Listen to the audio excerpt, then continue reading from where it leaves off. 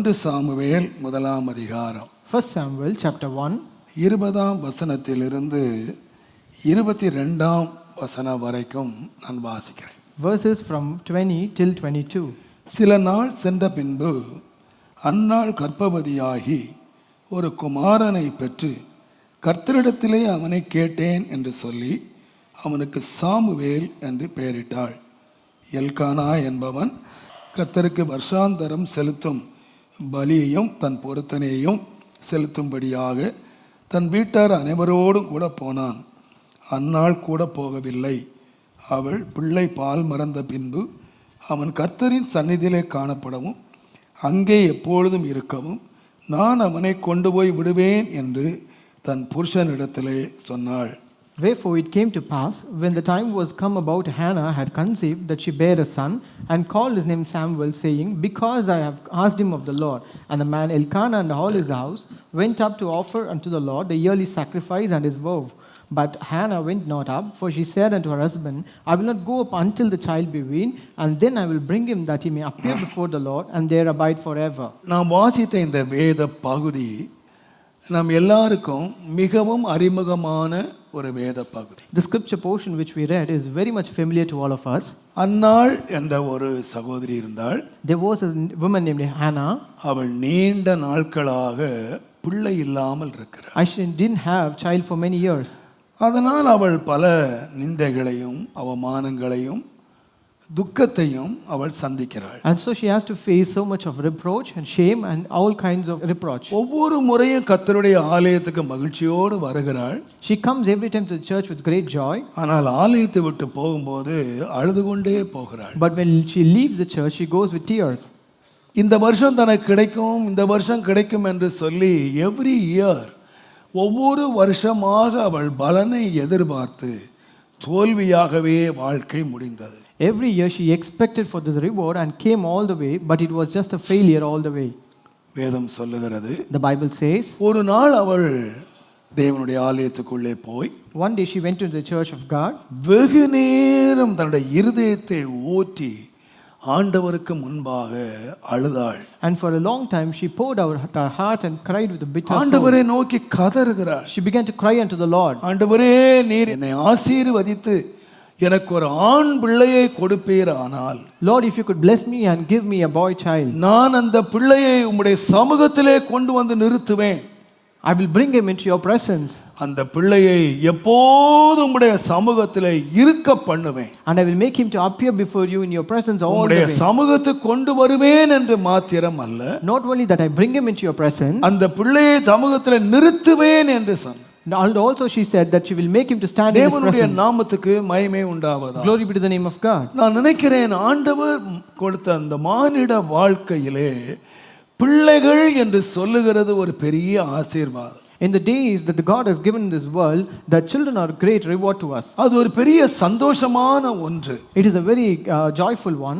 அது ஒரு பாக்கியம் என்று சொல்லலாம். We can say it is a privilege as well. வேதம் சொல்லுகிறது, The Bible says, கற்பத்தின் கனி கர்த்தராலே கொடுக்கப்படுகிற சுதந்திரங்கள் என்று நான் வாசிக்கிறோம். we have read that it is an heritage that is being given by God. பிள்ளைகளை தேவன் தருகிறார்.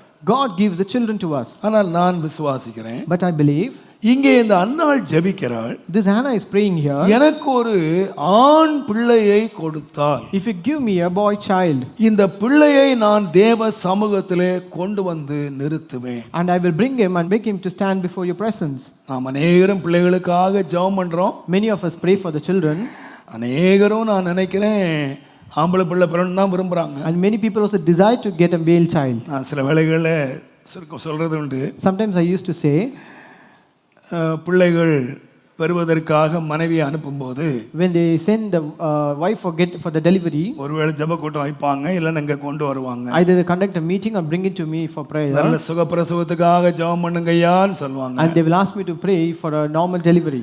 நான் அவர்களுக்கு ஜெபம் பண்ணி அனுப்புவேன். So I used to pray and leave them. சிலர் சொல்லுவாங்க, சிலர் சொல்லாமலே விட்டுருவாங்க. Some people would inform me, some people would not inform me. நானும் ஜெபிச்சுக்கிட்டே இருப்பேன். But I keep on praying. திடீர்னு ஒரு நாள் யோசிப்பேன், இந்த பிள்ளைக்கு ஜெபம் பண்ணோம், ரொம்ப நாள் ஆச்சு, பிறந்ததா இல்லையா? Suddenly I used to think I'm being paying for a long time. என்னோட ஒய்ஃப் கேட்பாங்க, என்ன பிள்ளை பிறந்துச்சாங்க தெரியல. Even my wife used to ask whether she got. நானே சந்தேகத்துல ஃபோன் பண்றது. So out of doubt I used to call and ask. என்னப்பா ஜெபம் பண்ணிட்டு போனா பிள்ளை பிறந்துச்சா இல்லையா? You came and went after praying whether you got a child or not. சில வேளை அங்க இருந்து வரும் பதில். So there would be a reply coming from the other end. பிறந்தது. It is born. பிறந்துடுச்சு. It is born. அதிலே தெரிஞ்சுக்கலாம் பிறந்துடுச்சு. So from that we can understand it is born. அதுக்கப்புறம் கேட்க வேண்டாம், ஆனா பொண்ணான்னு கேட்க வேண்டாம். So no need to ask any further whether it is a boy or girl. நாமத்துக்கு மகிமை உண்டாவதாக. Glory be to the name of God. ஆனா சிலர் இருக்கான் பாருங்க. But there are some people, பிள்ளை பிறந்த உடனே after the child is born, அந்த நர்ஸ் சொல்றா உனக்கு ஆம்பளை பிள்ளை பிறந்திருக்கு. the nurse informed that it is a boy child. பிள்ளைய பார்க்க கூட மாட்டாங்க. You don't even see the baby. அது பெட்டுக்கு வர்றதுக்கு முன்னால before it is coming out of the womb, sweet ஸ்டால்ல 1 கிலோ ஸ்வீட் வாங்கிட்டு வீட்டு வாசல்ல நிப்பான், பாஸ்டர் ஆம்பளை பிள்ளை பிறந்திருக்கு pastor. He will be standing at my doorstep with a 1 kg of sweet from a best sweet stall. அது நம்ம நாட்டை பிடிச்ச சாபமா என்ன எனக்கு தெரியல. I don't know whether it's a curse of a nation or what. ஆண்டவர் எனக்கு ஆம்பளை பிள்ளை கொடுத்திருக்கார். God has given me a boy child. அப்ப நான் நினைக்கிறது, so I used to think, ஆம்பளை பிள்ளை கொடுத்தா ஆண்டவர் கொடுத்தது. So if it is a boy child is given by God. பொட்ட பிள்ளை கொடுத்தா பேயா கொடுத்துச்சு. So if it is a girl child it is being given by Satan. ஆம்பளை பிள்ளையோ பொட்ட பிள்ளையோ, whether it is a boy or girl, யார் கொடுத்தது? who has given it? தேவன் கொடுத்தார். It is God who has given us. ஆனா நானே இப்ப ரொம்ப நாளா பார்க்கிறேன். So nowadays I am looking at this. ஆம்பளை பிள்ளை பெத்த பெற்றோர் தான் போதா வாங்குறீங்க. Only who got the boy child are being beaten up. பொட்ட பிள்ளைங்க தான் கடைசி நாள் கஞ்சி ஊத்துறா. But only the girl child will take care of the parents until the end. அந்த தீர்க்கதரிசனத்தை சொல்ல விரும்பல. I don't want to give that prophecy now. கர்த்தர் நல்ல. God is good. ஆணோ பெண்ணோ, whether it is boy or girl. எதுக்கு பிள்ளை கொடுக்கிறார்? For what purpose God gives the children? பிள்ளையை கொடுக்கிறது தேவன். God gives the children. நீங்கள் ஆதியாகமம் 4ஆம் அதிகாரம் 1ஆம் வசனத்தை வாசிங்கன்னா, if you could read Genesis chapter 4 and verse 1, சொல்லுகிறது, the Bible says, ஆதாம் தன் மனைவியாகிய ஏவாளை அறிந்தான். அவள் கர்ப்பவதியாகி, அவன் ஆதாம் ஏவாளை அறிந்ததினாலே அவள் கர்ப்பவதியாகி காயினை பெற்று கர்த்தரால் ஒரு மனுஷனை பெற்றேன் என்றாள். யாரால? ஆதாமால பெற்றாளா கர்த்தராலே பெற்றாளா? Did she get this child through Adam or God? ஆதாமாலே பெற்றேன்னு சொல்லல. She never told like God through Adam. The first man, முதலாவது பிள்ளை இந்த உலகத்திலே வந்தது. It was the first child born in this world. இந்த முதலாவது பிள்ளை அவள் பெற்றெடுத்த போது, when she gave birth to the first child, அவ என்ன சொன்னான்னு கேட்டிங்கன்னா, what did she say? என் புருஷனாலே நான் பெற்றேன்னு சொல்லல. She did not tell that I got him through my husband. I would tell you, ஒரு பிள்ளை பெறுவதற்கு ஒரு பெண்ணுக்கு புருஷன் தேவை. A husband is very much necessary for a woman to get a child. புருஷன் இல்லாமல் பிள்ளை பெற முடியாது. Without a husband she cannot get a child. தேவன் ஒரு பிள்ளையை உருவாக்குவதற்கு ஒரு ஆணையும் ஒரு பெண்ணையும் தேவன் உபயோகப்படுத்துகிறார். God utilizes a man and a woman to give birth to a இவர்கள் child. வெறும் உபயோகப்படுத்தப்பட்ட கருவிகள் மாத்திரமே. They are just the vessels that are being used. ஆனால் ஒரு பிள்ளையை உருவாக்குறதோ ஒரு பிள்ளையை சிருஷ்டிக்கிறதோ தேவனுடைய வேலை. But it is the work of God to create and form the child. தேவனுடைய நாமத்துக்கு மகிமை உண்டாவதாக. Glory be to the name of God. தாழ்மையாய் நான் விசுவாசிக்கிறேன். Humbly I believe. தேவன் பிள்ளைகளை உருவாக்குகிறார். God forms or creates the children. ஏன் பிள்ளைகளை கொடுக்கிறார்? For what purpose? தேவ பக்தி உள்ள ஒரு சந்ததியை பெறும்படிதானே. That he may seek a godly seed. அப்ப தேவன் ஒரு சந்ததியை பெறுவதற்காக மனிதனை உண்டாக்கினார். So God has created man to get a godly seed. தேவன் சந்ததிகளை தருகிறார். And God also gives the generation.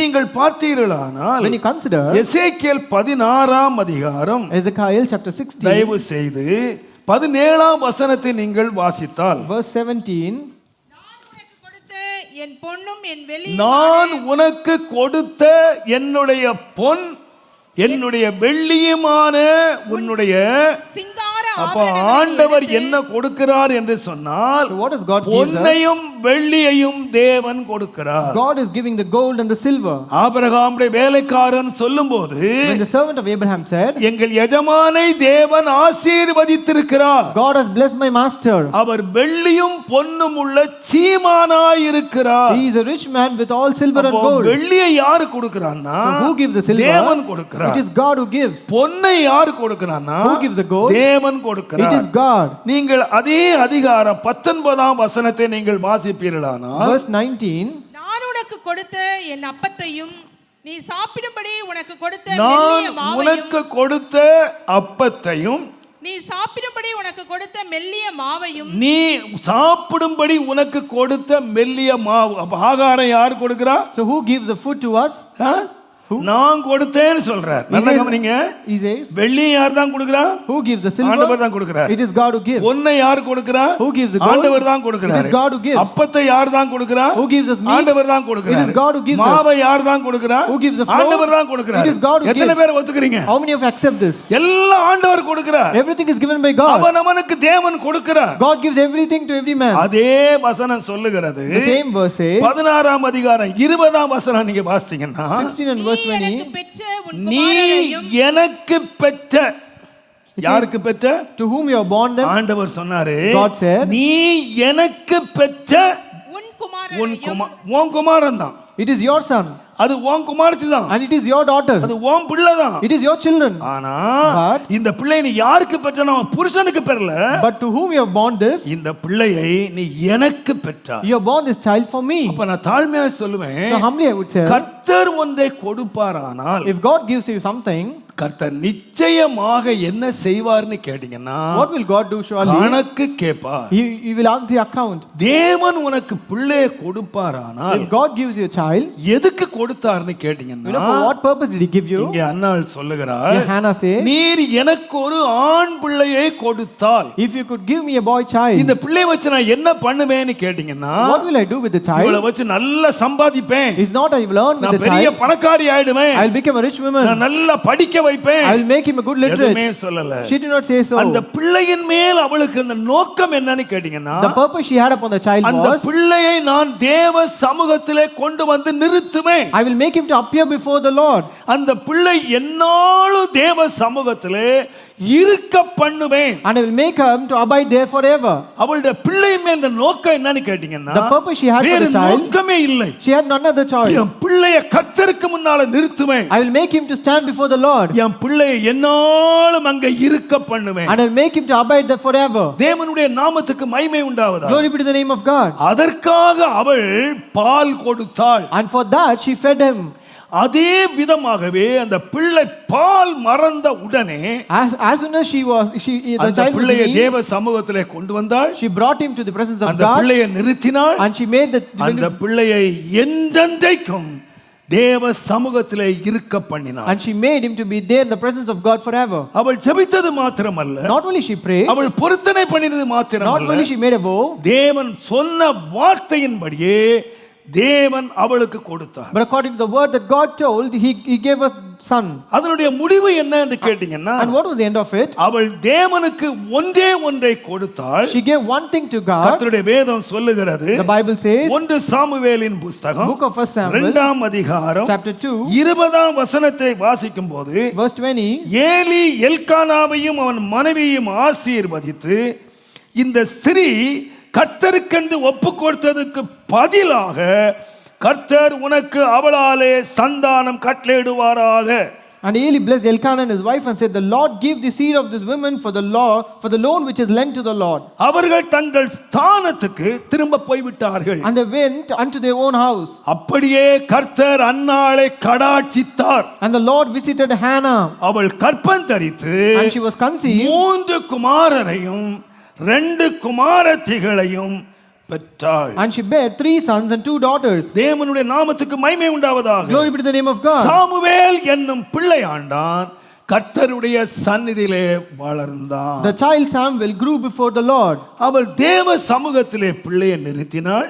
She kept the child in the presence of God. தேவ சமூகத்திலே பிள்ளை வளர்ந்தது. And the child grew up in the presence of God. அந்த பிள்ளை தேவனுடைய கரத்திலே பாத்திரமாய் வந்தது. And it became a vessel in the hands of the Lord. நன்றாய் கவனியுங்கள். Listen carefully. பெற்றோராகிய உங்கள் மேலும் என் மேலும் விழுந்த கடமை. The responsibility of parents that you and me. கர்த்தர் உங்களுக்கு ஒன்றை கொடுத்திருக்கலாம். God could have given you one. கர்த்தர் ரெண்டை கொடுத்திருக்கலாம். God have given you 2 children. கர்த்தர் உங்களுக்கு 10 கொடுத்திருக்கலாம். God might have given you 10 children. நீங்கள் ஒன்று செய்ய வேண்டும். But you're supposed to do one thing. இந்த பிள்ளையின் மேல் விழுந்த கடமை என்னவென்றால், What is the responsibility upon this இந்த child? பிள்ளையை நீங்கள் கர்த்தருக்கென்று வளர்க்க வேண்டும். You're supposed to grow the child for God. நீங்கள் கர்த்தருக்கு முன்னாக நிற்காவிட்டால், If you don't make him to stand before இந்த the Lord, பிள்ளைகளை குறித்து நீங்கள் கணக்கு ஒப்புவிக்க வேண்டும். you're accountable for your children.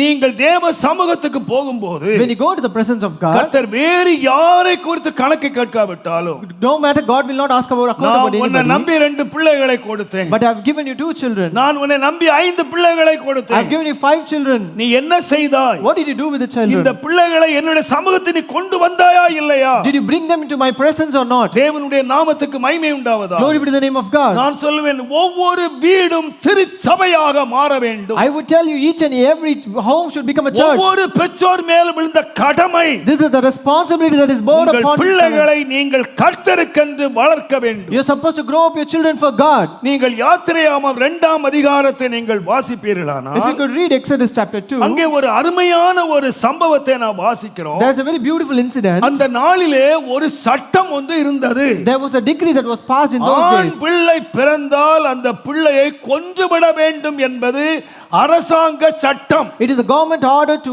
kill a boy child that is born. அநேக பிள்ளைகள் கொல்லப்படுகிறார்கள். Many children were destroyed. அந்த அரசாங்க சட்டம் கடுமையாய் இருந்த நாட்களிலே, And when this decree was very hard, ஒரு பிள்ளை பிறந்தது. it was just a child who was born. அந்த பிள்ளை மிக தெய்வீக அழகுள்ளவனாய் இருந்தான். This child was very beautiful in a அந்த divinely. பிள்ளைய அந்த தாய்க்கு கொல்ல மனது வரல. So the mother didn't have heart to kill the baby. மிக முயற்சி எடுத்து 3 மாதம் அந்த பிள்ளையை ஒளித்து வைத்தாள். She tried to hide the child for 3 months with all labor. அதுக்கு மேல பிள்ளையை ஒளிச்சு வைக்க முடியல. But she was not able to hide him further. ஆகினால ஒன்று செய்தாள். So she did one thing. ஒரு அழகான ஒரு நாணல் பெட்டியை செய்து, She made an ark of bulrushes. அந்த பெட்டியிலே தன்னுடைய 3 மாத குழந்தையை வைத்து, And she laid the 3 months baby into the rushes. அந்த தண்ணீரிலே நதியிலே விட்டு விட்டாள். And she left it in the river. எப்படியோ கடவுள் காப்பாற்றுவார் விசுவாசத்தோடு விட்டுட்டா. With the belief that God will save him, she left it in the river. அந்த நேரத்திலே அந்த பிள்ளையை கொன்றுவிட வேண்டும் என்று சட்டம் இயற்றின ராஜகுமாரத்தி அங்கே வந்தாள். At that time, the daughter of the king who made this decree came அவள் அந்த there. பெட்டியிலே பிள்ளை இருக்கிறதை பார்க்கிறாள். She saw the child in the ark. அது ஒரு அழகுள்ள பிள்ளை. That was very beautiful child. அது ஒரு எபிரேய ஸ்திரீயினுடைய பிள்ளை என்பதை கண்டுபிடித்தாள். She found it to be a child of a Hebrew. ஏனென்றால் Because எபிரேய சட்டத்தின்படி according to the law of Hebrews, 8வது நாளிலே பிள்ளைக்கு விருத்த சேதனம் பண்ணப்பட வேண்டும். the child be circumcised on the day of 8. ஆகையால் மோசே விருத்த சேதனம் பண்ணப்பட்ட பிள்ளையாக அந்த பெட்டியில வைக்கப்பட்டிருக்கிறார். So Moses was kept in that ark of bulrushes as a baby ஆகையால் that was அவனுடைய விருத்த circumcised. சேதனத்தை பார்த்த உடனே On seeing the இது circumcision, எபிரேய பிள்ளை என்று கண்டுபிடித்தாள். she found it to be Hebrew. அவள் கையில வைத்திருக்கும் போது When she had it in her hand, அந்த பிள்ளையினுடைய அக்காள் ஓடி வந்தாள். the sister of the ஐயா, baby came there. அம்மா, Madam, இந்த பிள்ளைக்கு பால் கொடுக்கிறதுக்கு ஒரு ஸ்திரியை நான் கொண்டு வரட்டுமா என்று கேட்டாள். shall I bring a woman to nurse the child? அவள் கொண்டு வா என்று சொன்னாள். She said, bring her. அவள் தன்னுடைய தாயவே அழைத்து கொண்டு வந்தாள். So she brought her own mother. இப்பொழுது அவள் Now, இந்த பிள்ளையை நான் தண்ணீரில் இருந்து எடுத்தேன் என்று சொல்லி அதற்கு மோசே என்று பெயரிட்டாள். so she said, I drew the child of the water and named him as Moses. நான் இந்த பிள்ளையை தண்ணீரிலிருந்து எடுத்தேன். I drew him out of the water. ஆகையாலே அவள் அதற்கு மோசே என்று பெயர் வைத்து And therefore she named him as Moses திரும்பவும் தாயின் கையிலே கொடுத்தாள். and gave it back to the mother's hands. அவள் சொன்னாள், She said, நீ எடுத்துட்டு போ. you take it. நீ தான் பெற்றிருக்கலாம். You might have given birth to him. நீ தான் பால் கொடுக்க போற. You are going to feed him. உன்னுடைய பராமரிப்பில் இருக்கு. It is under your care. ஆனா But ஒன்றை மாத்திரம் மறந்துடாத. Do not forget one thing. இந்த பிள்ளை நீ பெற்றிருக்கலாம். You might have given birth to him. இந்த பிள்ளைக்கு நீ பால் கொடுக்கலாம். You might have fed the child. இந்த பிள்ளை நீ வளர்க்கலாம். You might have grown the child. ஆனால் But இந்த பிள்ளை நீ யாருக்காக வளர்க்கணும்னா but whom you're supposed to grow up? எனக்காக வளர்க்கணும். You're supposed to nurse it for me. இந்த பிள்ளை எனக்காக வளர்க்கணும். Nurse it for me. இந்த பிள்ளை ஏன் முன்னால கொண்டு நிறுத்தணும். You should make him to stand before நீ me. எனக்கென்று வளர்த்தால் If you could grow him for me, நான் உனக்கு சம்பளம் கொடுப்பேன். I will give you wages.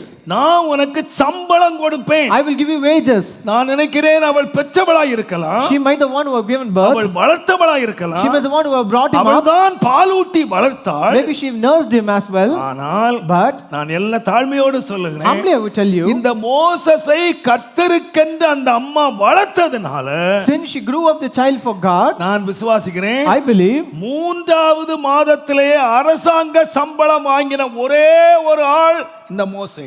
Moses was the only child who got the government income at the age of 3 months. நீங்க அரசாங்க சம்பளம் வாங்குறதுக்கு உங்க பிள்ளைகளை என்னெல்லாமோ காலேஜ் வாசல்ல நின்னு எல்கேஜில இருந்து கியூல நின்னு அந்த எல்கேஜி யூகேஜி எல்லாம் லைன்ல நின்னு எப்படியாவது என் பிள்ளை அரசாங்க சத்து நினைக்கிறீங்க.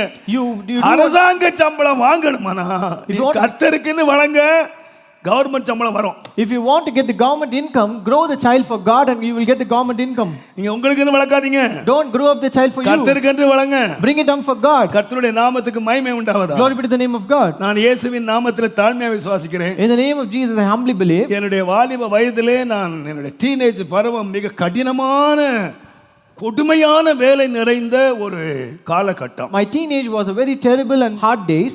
நான் டீனேஜ் பருவத்தில் கஷ்டப்பட்ட மாதிரி நீங்க யாருமே பட்டிருக்க நினைக்கிறேன் படக்கூடாது நான் விசுவாசிக்கிறேன். I think none of you have labored like me during my teenage and none should do so.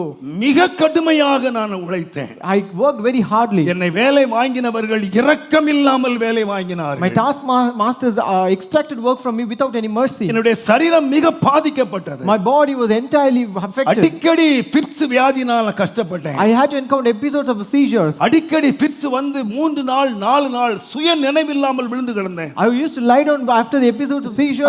அந்த நாட்கள் மிக பரிதாபத்துக்குரிய நாட்கள். That was days of very pity. என்னுடைய இருதயம் மிக பாதிக்கப்பட்டது. My heart was very much affected. எனக்கு தண்ணீர் கொடுங்கள் என்று கேட்க முடியாத நிலையிலே என்னுடைய இருதயம் பாதிக்கப்பட்டிருந்தது. My heart was affected in such a way that I was not able to ask even for a glass of water. अनेक வேளையிலே நான் மரித்தே விட்டேன் என்று நினைத்தார்கள். Many times they thought I was dead already. அப்படி உணர்வில்லாமல் 3 நாள் 4 நாள் விழுந்து கிடந்தேன். I used to lie down senseless in an unconscious way. எத்தனையோ டாக்டர் என்னை சோதித்தார்கள். Many doctors tested me.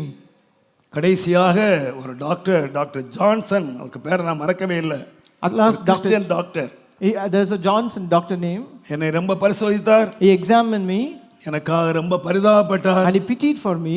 என்னுடைய நிலைமையெல்லாம் அறிஞ்சு ரொம்ப பரிதாபப்பட்டார். He knew my condition and pitied very much. அவர் சொன்னார், தம்பி நீ எவ்வளவு நாள் உயிரோடு இருப்பேன்னு எனக்கு தெரியல. He told, I don't know how many days will you live anymore. உன்னுடைய மரண நாட்கள் ரொம்ப நெருக்கமா இருக்கும் நான் நினைக்கிறேன். I think the day of death will be very near to you. நான் உன்னை ரொம்ப வருத்தப்படுத்தல.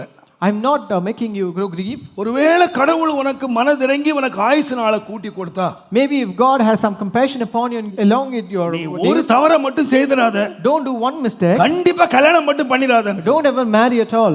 மேரேஜ் மட்டும் பண்ணிராத. Don't marry at all. சரி sir. I said, sir, okay sir. ஆனால் ஏதோ தேவன் என் வாழ்க்கையில குறுக்கிட்டார். But God interrupted in my life. என்னை ரட்சித்தார். God saved me. என்னை அபிஷேகித்தார். Anointed me. ஆண்டவர் என்னுடைய வியாதிகள் பலவீனங்கள் எல்லாவற்றையும் என்னை விட்டு விலக்கினார். God healed and delivered me out of all my sickness. என்னுடைய இருதய வியாதியை சுகமாக்கினார். God healed my heart disease. என்னுடைய ஃபிட்ஸ் வியாதியை சுகமாக்கினார். God healed my epilepsy. கர்த்தர் எனக்கு சுகத்தை கட்டளையிட்டார். And God gave me a good healing. ஆனால் என்னுடைய உள்ளத்தில் ஒரே ஒரு பயம் மாத்திரம் இருந்து கொண்டே இருந்தது. But I had one fear in my heart. எனக்கு திருமணம் ஒழுங்கு செய்யப்பட்ட போது, when marriage was arranged for me, நான் கல்யாணம் பண்ணது ஒரே ஒரு நோக்கம் என்னன்னு கேட்டீங்கன்னா, பிரேயர் ஹவுஸ்ல இருந்து அதிகமான வேலையில தப்புறதுக்கு தான் கல்யாணம் பண்ணேன். The only purpose why I got married was to get escape from all the work of the prayer house. 4 மணில இருந்து ராத்திரி 11 மணி வரைக்கும் பிழிஞ்சு எடுத்தாங்க. They extracted me from morning 4 a.m. to till 11 p.m. ஒரு கிளை சபைக்கு வேணும்னா கண்டிப்பா கல்யாணம் பண்ணுனா தான் பாஸ்டரா வைப்பாங்க. If you want a branch church, only if you're married you will be sent to the branch church as a pastor. அதற்காக நான் திருமணத்தை நான் சம்மதித்தேன். So I accepted for the marriage. நீங்க நிறைய பேர் கல்யாணம் பண்ணி நான் கல்யாணம் பண்ணி வச்சிருக்கேன். And many people have also given him for marriage. உங்க முகம் எல்லாம் அப்படியே பூரிப்பா இருக்கிறத நான் பார்த்திருக்கேன். I can see all your faces of, அதுக்கு அப்புறம் தெரியாது எனக்கு. I see all your faces of blushing. கல்யாணம் அன்னைக்கு நீங்க அப்படி பூரிப்பா இருப்பீங்க. On the day of marriage you are very, very much blushing. ஆனா உண்மை என்ன தெரியுமா? But the truth is, நான் ரொம்ப கதறி அழுத நேரம், என் மனைவி அந்த கையை பிடிச்ச நேரம். the time when my wife caught hold of my hand, I cried a lot. Paste கூடு கடை எதுக்கு பாடுத? Why did you cry? என் வாழ்க்கை எப்படி இருக்கும் தெரியாது pastor. I don't know how my life would be, pastor. என் எதிர்காலம் எப்படி இருக்கும் தெரியாது. I don't know how my future would be. இந்த பொண்ணை நான் எப்படி வச்சிருப்பேன்னு தெரியாது. I don't know how we'll take care of this woman. Doctor இப்படி சொல்லியிருக்கார். Doctor has told me this. அவர்களை கைப்பிடித்த நேரம் நான் கதறி அழுதேன். When I caught hold of the hands, I cried a lot. ஆனால் But ஆண்டவர் என் வாழ்க்கையில் அற்புதங்களை செய்தார். God did great miracles in my life. நான் நினைக்காத அளவில் 5 பிள்ளைகளை கர்த்தர் எனக்கு தந்தார். Beyond my comprehension, God gave me 5 children. என்னுடைய முதல் பிள்ளை கர்த்தரிடத்திலே எடுத்துக்கொள்ளப்பட்டது. My first child was taken away by God. இரண்டாவதாக கேப்ரியேல் எனக்கு கொடுக்கப்பட்டான். Second was Gabriel that was given by God. ஒவ்வொரு பிள்ளைகளும் என் கையிலே கொடுக்கப்பட்ட பொழுது When each and every child was given in his hands, நான் கர்த்தரை பார்த்து கண்ணீரோடு அழுகையோடு சொன்னேன். I told to God with all my tears, ஆண்டவரே, Lord, டாக்டர் ரிப்போர்ட்டுக்கு மேலாக above all the doctor's report, இந்த பிள்ளை எனக்கு you தந்திருக்கிறீர். have given me this child. இது உம்முடைய பிள்ளை. This is your child. நீர் கொடுத்த பிள்ளை. This is a child given by you. இந்த பிள்ளையை நீர் கொடுத்திருப்பீரானால் If you have given me this child, இந்த பிள்ளை கர்த்தருக்கு ஊழியம் செய்ய வேண்டும். let him minister for you. இவன் கர்த்தருக்கு முன்னாக நிற்க வேண்டும். He should stand before the Lord, கர்த்தரோடு இருக்க வேண்டும். and he should be with the Lord. ஆண்டவர் வரிசையாய் எனக்கு குழந்தைகளை கொடுத்த போது And when God gave me children, ஒவ்வொரு குழந்தைக்காக நான் ஜெபித்தேன். I prayed for each and every child. இரவும் பகலும் நான் ஜெபித்தேன். Day and night I used to pray for them. கண்ணீரோடு ஜெபித்தேன். With tears I used to pray. இன்றைக்கு வரைக்கும் என் பிள்ளைகளுக்காக நான் ஜெபிச்சுக்கிட்டேன். And until today I am praying for them. தேவனுடைய நாமத்துக்கு மகிமை உண்டாவதாக. Glory be to the name of God. பிள்ளைகள் எல்லாரும் படித்து மேலே வந்தார்கள். The children began to educate and grow தேவனுடைய up. நாமத்துக்கு மகிமை உண்டாவதாக. Glory be to the name of God. ஆண்டு எனக்கு நல்ல திறமையான அறிவுள்ள பிள்ளைகளை தந்தார். God has given me very intelligent children.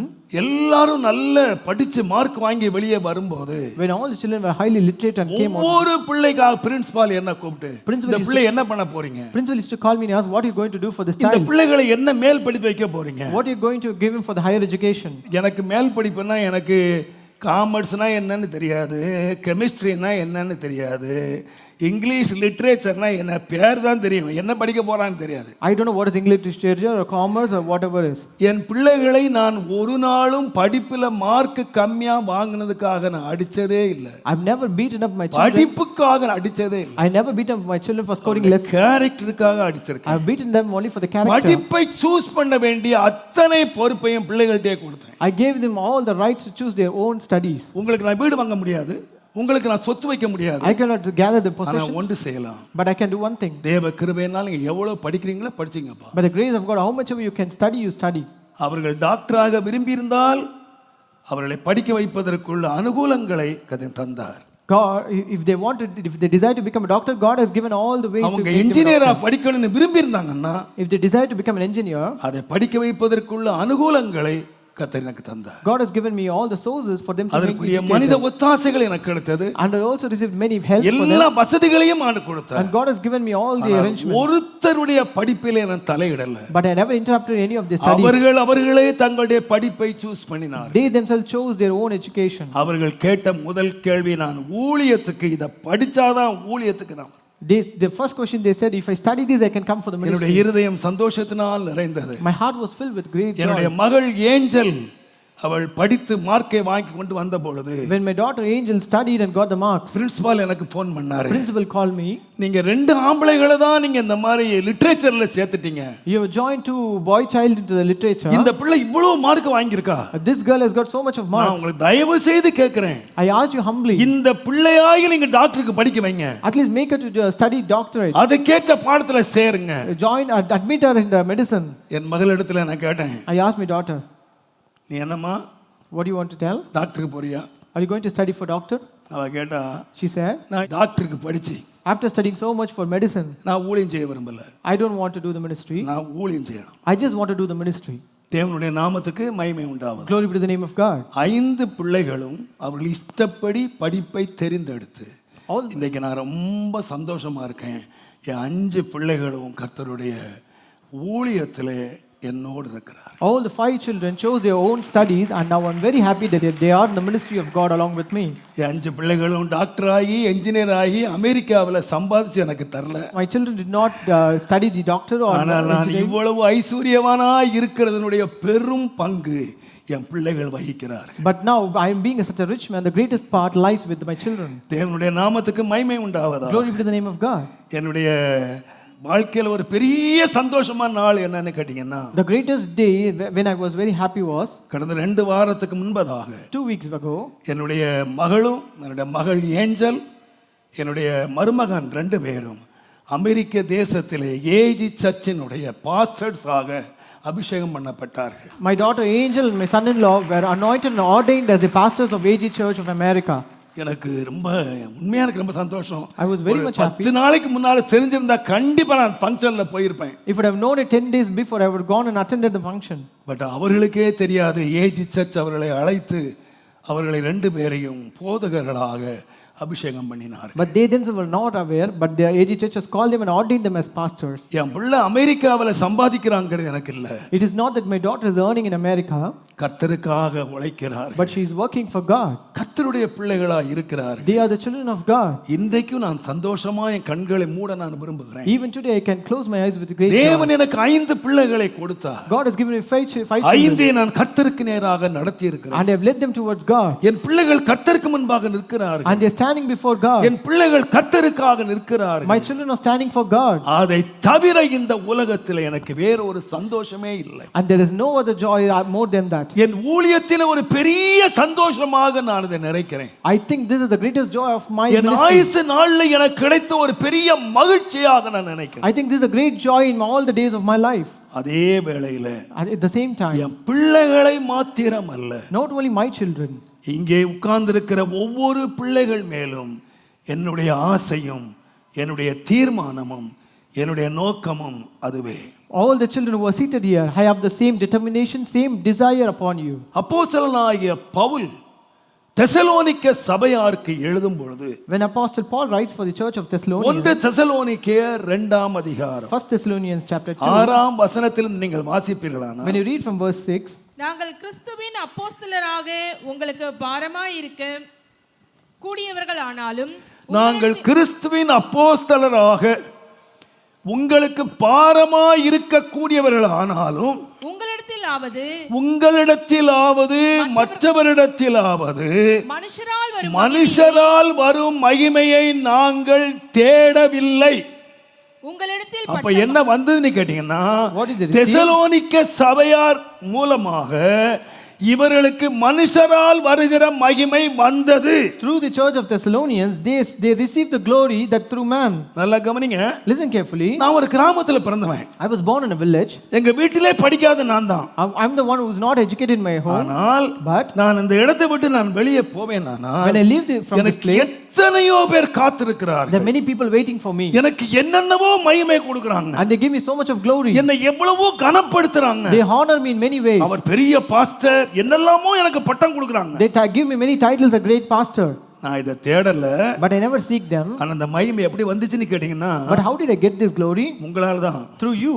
அந்த பெருசாக as the flock began to grow, நடக்க என்னன்னு கேட்டிங்கனா, எனக்கு மகிமை பெருகிட்டே இருக்கு. My honor will also increase. என்னுடைய வார்த்தைக்கு மகிமை பெருகிட்டே இருக்கு. The honor for my words increases. என்னுடைய பிரசன்னத்துக்கு மகிமை பெருகிட்டே இருக்கு. The glory of my preaching grows on. எத்தனை பேர் எனக்கு ஃபோன் பண்ணுவாங்க. Many people used to call me, pastor ஒரே ஒரு நாள் ஒரு செய்தி கொடுங்க pastor. Pastor, just give us one sermon. ஒரு செய்தி. Just one sermon. அதுக்கு அந்த விமானத்துல ஆச்சு ரெடியா இருக்காங்க. They are able to arrange for even the flight. Best hotel ready பண்ண ரெடியா இருக்காங்க. They are ready to arrange even the best hotel. எனக்கு எவ்வளவு காணிக்கைகளுக்கு ஆயத்தமா இருக்காங்க. They are ready to give me any number of offerings. இந்த மகிமைலாம் எப்படி வந்ததுன்னு கேட்டிங்கனா, how did I get this glory? உங்களால தான். Only through you. சபை பெருக பெருக என்னுடைய மதிப்பும் என்னுடைய மகிமையும் என்னுடைய மரியாதையும் உலகத்துல பெருகிட்டே வருது. As the church keeps on growing, my respect, my honor and glory keeps on growing. தேவனுடைய நாமத்துக்கு மகிமை உண்டாவதாக. Glory be to the name of God. ஆனால் but இதை ஒரு நாள் நான் தேடினதில்லை. but I never seek them. இந்த மகிமைக்கு பின்னால நான் ஒரு நாளும் போனதே இல்லை. I never went behind seeking for this. ஆனால் But அந்த மகிமையை நான் தேடலன்னு சொல்லிட்டு he says, I never seek the Pavul sought that. எழுதினார். வாசிங்க. உங்களிடத்தில் பட்சமாய் நடந்து உங்களிடத்திலே நான் பட்சமாய் நடந்து கொண்டேன். பால் கொடுக்கிற தாயானவள் பால் கொடுக்கிற தாயானவள் தன் பிள்ளையை காப்பாற்றுகிறது போல தன் பிள்ளையை காப்பாற்றுகிறது போல நாங்கள் உங்கள் மேல் வாஞ்சையாய் நாங்கள் உங்கள் மேல் வாஞ்சையாயிருந்து தேவனுடைய சுவிசேஷத்தை உங்களுக்கு தேவனுடைய சுவிசேஷத்தை உங்களுக்கு கொடுத்தது அல்லாமல் நீங்கள் எங்களுக்கு பிரியமானவர்களானபடியினால் எங்கள் ஜீவனையும் உங்களுக்கு கொடுக்க நாங்கள் மனதாய் இருந்தோம். நாங்க மகிமையை தேடல. We never sought the glory. பால் கொடுக்கிற தாயை போல like a woman who nurses a child. ஜீவனை கொடுக்கவும் நாங்கள் பிரியமாயிருந்தோம். We were desire even to give our own lives. அது மாத்திரம் இல்ல. Not only that. 1 தெசலோனிக்கேயர் 2ஆம் அதிகாரம் 12ஆம் வசனத்தை நீங்க வாசிச்சீங்கன்னா 1 Thessalonians 2 and verse 12. ஒரு தகப்பன் தன் பிள்ளைகளுக்கு சொல்லுகிறது போல நாங்கள் உங்களில் ஒவ்வொருவனுக்கும் புத்தியும் தேர்தலும் எச்சரிப்பும் சொன்னதை அறிந்திருக்கிறீர்கள். And you know how we exhorted, comforted and charged everyone as a father does his children. அப்ப பவுலுக்கு ஒன்னு தெரியும். So Paul you one thing. என் சபைக்கு நான் யாரா இருக்கிறேன்னு கேட்டீங்கன்னா what am I to my church? பால் கொடுக்கிற தாயை போல I am like a woman who nurses.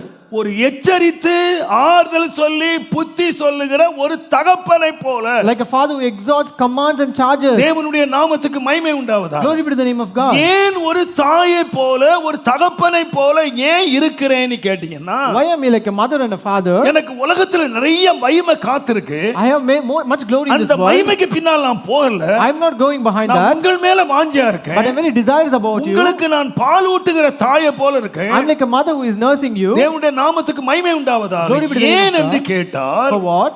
அதே அதிகாரம் the same chapter நீங்கள் 19:20 நீங்கள் வாசித்தீர்களானால் verses 19 and 20 எங்களுக்கு நம்பிக்கையும் சந்தோஷமும் மகிழ்ச்சியின் கிரீடமாய் இருப்பவர்கள் யார்? நம்முடைய கர்த்தராகிய இயேசு கிறிஸ்து வரும்போது அல்லேலூயா அவருடைய சன்னிதானத்திலே நீங்கள் அல்லவா அப்படி இருப்பீர்கள். are not even ye in the presence of the Lord Jesus Christ that is coming? நான் ஏன் ஒரு தாயை போல பாலை கொடுத்து வசனத்தை கொடுத்து உங்களை வளர்த்து உங்க மேல பட்சமா இருந்து ஏன் பிரியமா இருக்கிறேன்னா why am I cherishing like a mother and also commanding you, exhorting you and comforting you like a father? நம்முடைய ஆண்டவராகிய இயேசு வரும்போது because when a God Jesus Christ comes என்கிட்ட பால் குடிச்ச நீங்க you being nursed by me என்கிட்ட எச்சரிப்பு பெற்ற நீங்க you being exhorted by me என்கிட்ட ஆறுதல் பெற்ற நீங்க you being comforted by me என்கிட்ட தேர்தல் பெற்ற நீங்க you being charged by me நீங்க எல்லாரும் தேவ சமூகத்துக்கு வரும்போது when you come to the presence of God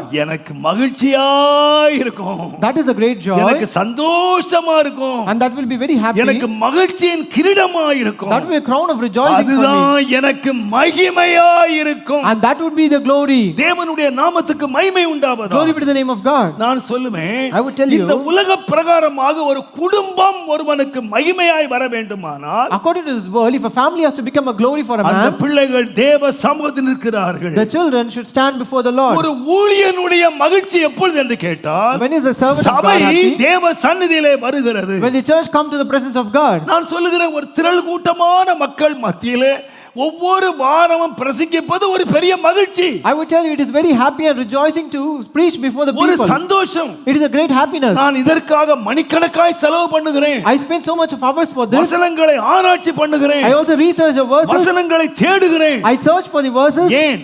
for what? நீங்கள் திரள் கூட்டமாய் இருக்கிறதுனால் just because you are in பயத்தோடு நடுக்கத்தோடு செய்திகளை ஆயத்தம் பண்ணி with fear and trembling I prepare the sermon உங்கள் மேல் வாஞ்சையினால் and because of the affection I have upon you எப்படியாயிலும் உங்களை தேவ சந்நிதியிலே கொண்டு வர வேண்டும் to bring you somehow to the presence of God. கர்த்தருடைய நாமத்துக்கு மகிமை உண்டாவதாக. glory be to the name of God. அதனால தான் for that only அன்னாள் பால் கொடுத்தாள். and for that Hannah nursed the child. But ஒரு ஊழியக்காரன் but a man of God வளரும்படி ஞான பாலாகிய வேத வசனத்தை உங்களுக்கு நான் கொடுக்கிறேன். I give you the sincere milk of the word that you may grow up. ஏன் உங்களுக்கு வசனத்தை பிரசங்கம் பண்றேன்னு கேட்டீங்கன்னா why do you preach you the word of God? நம்முடைய இயேசு ஒரு நாள் வருவார். because our Jesus will come one day. அந்த நாளிலே on that day நீங்களும் நானும் you and me தேவனுக்குள்ளே நிற்க வேண்டும். We should stand before the Lord. ஒரு தேவனுடைய மனுஷன் நிமிதமாய் சொன்னார். A man of God said this way. 23ஆம் சங்கீதம் சொல்லுகிறது. Psalm 23 says, கர்த்தர் என்னுடைய மேய்ப்பராய் இருக்கிறார். The Lord is my shepherd. எனக்கு குறைவே இல்லை. I shall not want. அவர் என்னை புல்லுள்ள இடங்களில் மேய்க்கிறார். He maketh me to lie down in green அமர்ந்த pastures. தண்ணீரண்டை நடத்துகிறார். He leadeth me beside the still waters. எதற்காக என்று கேட்டால் For what? முடிவு என்னன்னு கேட்டீங்கன்னா What is the end? அவனுக்கு குறைவே இல்ல. He lacks nothing. புல்லுல மேய்க்கிறான். And he is in the green தண்ணீர் pastures. நல்லா குடுக்குறான். And he is being fed with the water. ஏன்னு கேட்டீங்கன்னா For what? அந்த ஆடை விற்று வருமானம் எடுப்பதற்கு அல்ல. Not to earn income from the sheep. அந்த ஆடு சொல்லுது, The sheep says, நான் இந்த ஆள்கிட்ட மேய்ஞ்சேன். I've been under இந்த this ஆள்கிட்ட man. தண்ணி குடிச்சேன். I've been fed by this man. இந்த ஆள் கையில ஒப்பு கொடுத்தேன். I've been offered to this man. எத்தனையோ மரண பள்ளத்தாக்கை நான் கடக்க வேண்டியதா இருந்துச்சு. I have to go through many valleys of death. ஆனா முடிவு என்னன்னு கேட்டீங்கன்னா, But what is the end? கர்த்தருடைய வீட்டிலே நீடித்த நாட்களாய் நிலைத்திரு. I will dwell in the house of the Lord forever. கர்த்தர் சொன்னார், God said, அப்பா நான் மேய்ப்பனா இருந்தா if I am the shepherd, அந்த ஆட்டுக்கு ஒரு நம்பிக்கை இருக்கு. this sheep has a belief நான் கர்த்தருடைய வீட்டில் நிலைச்சிருப்பேன். that it will be in the house of the Lord கர்த்தருடைய forever. நாமத்துக்கு மகிமை உண்டாவதா. Glory be to the name of God. உங்ககிட்ட நான் கொடுத்த ஆட்டுக்கு ஒரு நம்பிக்கை இருக்கணும். So God should have a hope upon you. இங்கே புல்லு மேய்ஞ்சா, If you graze here, இங்கே தண்ணி குடிச்சா, if you drink water here, இங்கே நான் எந்த பாதையிலே கடந்து போனாலும் though you may go through any kinds of path, எனக்கு ஒரு முடிவு இருக்கு. there is an end for me, நான் கர்த்தருடைய வீட்டிலே நிலைச்சிருப்பேன். that I will dwell in the house of the Lord. அதுதான் சபையினுடைய வேலை. That is the work of a church. ஒரு போதகனுடைய வேலை. That is the work of a pastor. கர்த்தருடைய நாமத்துக்கு மகிமை உண்டாவதா. Glory be to the name of God. வெளியில இருந்து வந்த ஒரு மனுஷன், A man who came from outside, சென்னைக்கு டிரான்ஸ்ஃபர் வந்தது. he came to Chennai on transfer. அப்ப சென்னையில பிரபலமான ஒருத்தர்கிட்ட கேட்டாராம், He asked a famous person in Chennai, எனக்கு ஆவடி பக்கத்துல எனக்கு டிரான்ஸ்ஃபர் வந்திருக்கு. I got transfer near Avadi. இங்க ஏதாவது நல்ல சபை இருக்கிறதா? Is there any good church here? எனக்கு ஒரு சபை சொல்லுங்கள், நான் அந்த சபைக்கு போறேன்னு சொன்னாராம். Tell me any church that I may go there. அந்த பெரியவர் சொன்னாராம், That elder man said, நீ பரலோகம் போணுமானா பக்தவத்சல சர்ச் இருக்கு. if you want to go to heaven, there is a church in Bhaktavatsalapuram. நீ ஆசீர்வாதமா இருக்கணும்னா நிறைய சபை இருக்கு. If you want to be blessed, there are many other churches. உனக்கு என்ன சபை வேணும்னு கேட்டாராம். What church you want? நீ பரலோகம் போணுமா, நீ ஆசீர்வாதமா இருக்க. If you want to go to heaven or to be a blessed one. அவர் சொன்னார், நான் பரலோகம் போறேன், அப்ப நீ பக்தவத்சலத்துக்கு போ. He said, I want to go to heaven, then you go to the Bhaktavatsalapuram church. அவர் வந்து எனக்கு சொன்னார், And he came and told me. எனக்கு சிரிக்கிறதா அழுவுறதா. I don't know whether to laugh or cry. ஓ, அப்ப சர்ச் கூட ரெண்டு விதமா இருக்கு. So the church is also two types. ஒண்ணு உன்னை ஆசீர்வதிக்கிறது. One, it always blesses you. அங்க கொஞ்சம் கடினமா இருக்கும். It may be very ஆனா difficult. பரலோகத்துக்கு போணுமா நீ அங்க போன்னு சொன்னாராம். But if you want to go to heaven, you go to that church. தேவனுடைய நாமத்துக்கு மகிமை உண்டாவதாக. Glory be to the name of God. நீங்க ஒத்துக்கொள்வீங்கன்னு நான் நினைக்கிறேன். I think you will accept it. தேவனுடைய நாமத்துக்கு மகிமை உண்டாவதாக. Glory be to the name of God. நம்முடைய சபையினுடைய தரிசனமும் அது ஒன்றே. The vision of a church is also the same. நான் எல்லா பயத்தோடு சொல்லுவேன். With all fear, I will tell you. ஒவ்வொரு ஆராதனை முடிந்த உடனே, after every இந்த service, ஆராதனை வெளியே உட்கார்ந்து எத்தனை பேர் பார்க்கிறார்கள் நான் பார்க்கிறேன். I used to check how many people would look it on online. இங்கே ஆராதனை நேரடியாய் உட்கார்ந்து இருக்கிறவர்களை காட்டிலும் More than the people, பல மடங்கு மக்கள் வெளியிலே ஆசீர்வதிக்கப்படுகிறார். the many people are blessed outside who watch online. More than the people உலகத்தின் here. பல பகுதிகளிலே பார்த்து கொண்டிருக்கிறார். Many people are watching from all the parts of the world. அதிகமான பேர் சொல்லுகிறது என்னவென்று கேட்டீங்கன்னா, And most of the them say this. தேவனுடைய நாமத்துக்கு மகிமை உண்டாவதாக. Glory be to the name of God. இங்கே உள்ள வசனத்தினாலே நாங்கள் மறுரூபம் அடைகிறோம். We are transformed due to the verses from here. கடந்த வாரத்திலே Last week, ஒரு 4 பெண் பிள்ளைகளை அழைத்து கொண்டு சிங்கப்பூர்ல இருந்து ஒரு தாயும் தகப்பனும் வந்தார். there's a father and mother came with 4 daughters. எப்படி ஆகிலும் அந்த பாஸ்டர் முகமுகமா பார்க்கணும். Somehow we want to see the pastor face to face. அவங்க என்ன பார்த்துட்டு They came and saw me. ஏறக்குறைய 1.5 மணி நேரம் அவங்களே பேசிட்டு இருந்தாங்க. For 1.5 hours they were speaking with me. அவங்க சொன்னாங்க, அந்த பொட்ட பிள்ளைங்க சொல்றாங்களா, The girls told சிங்கப்பூர்ல in Singapore.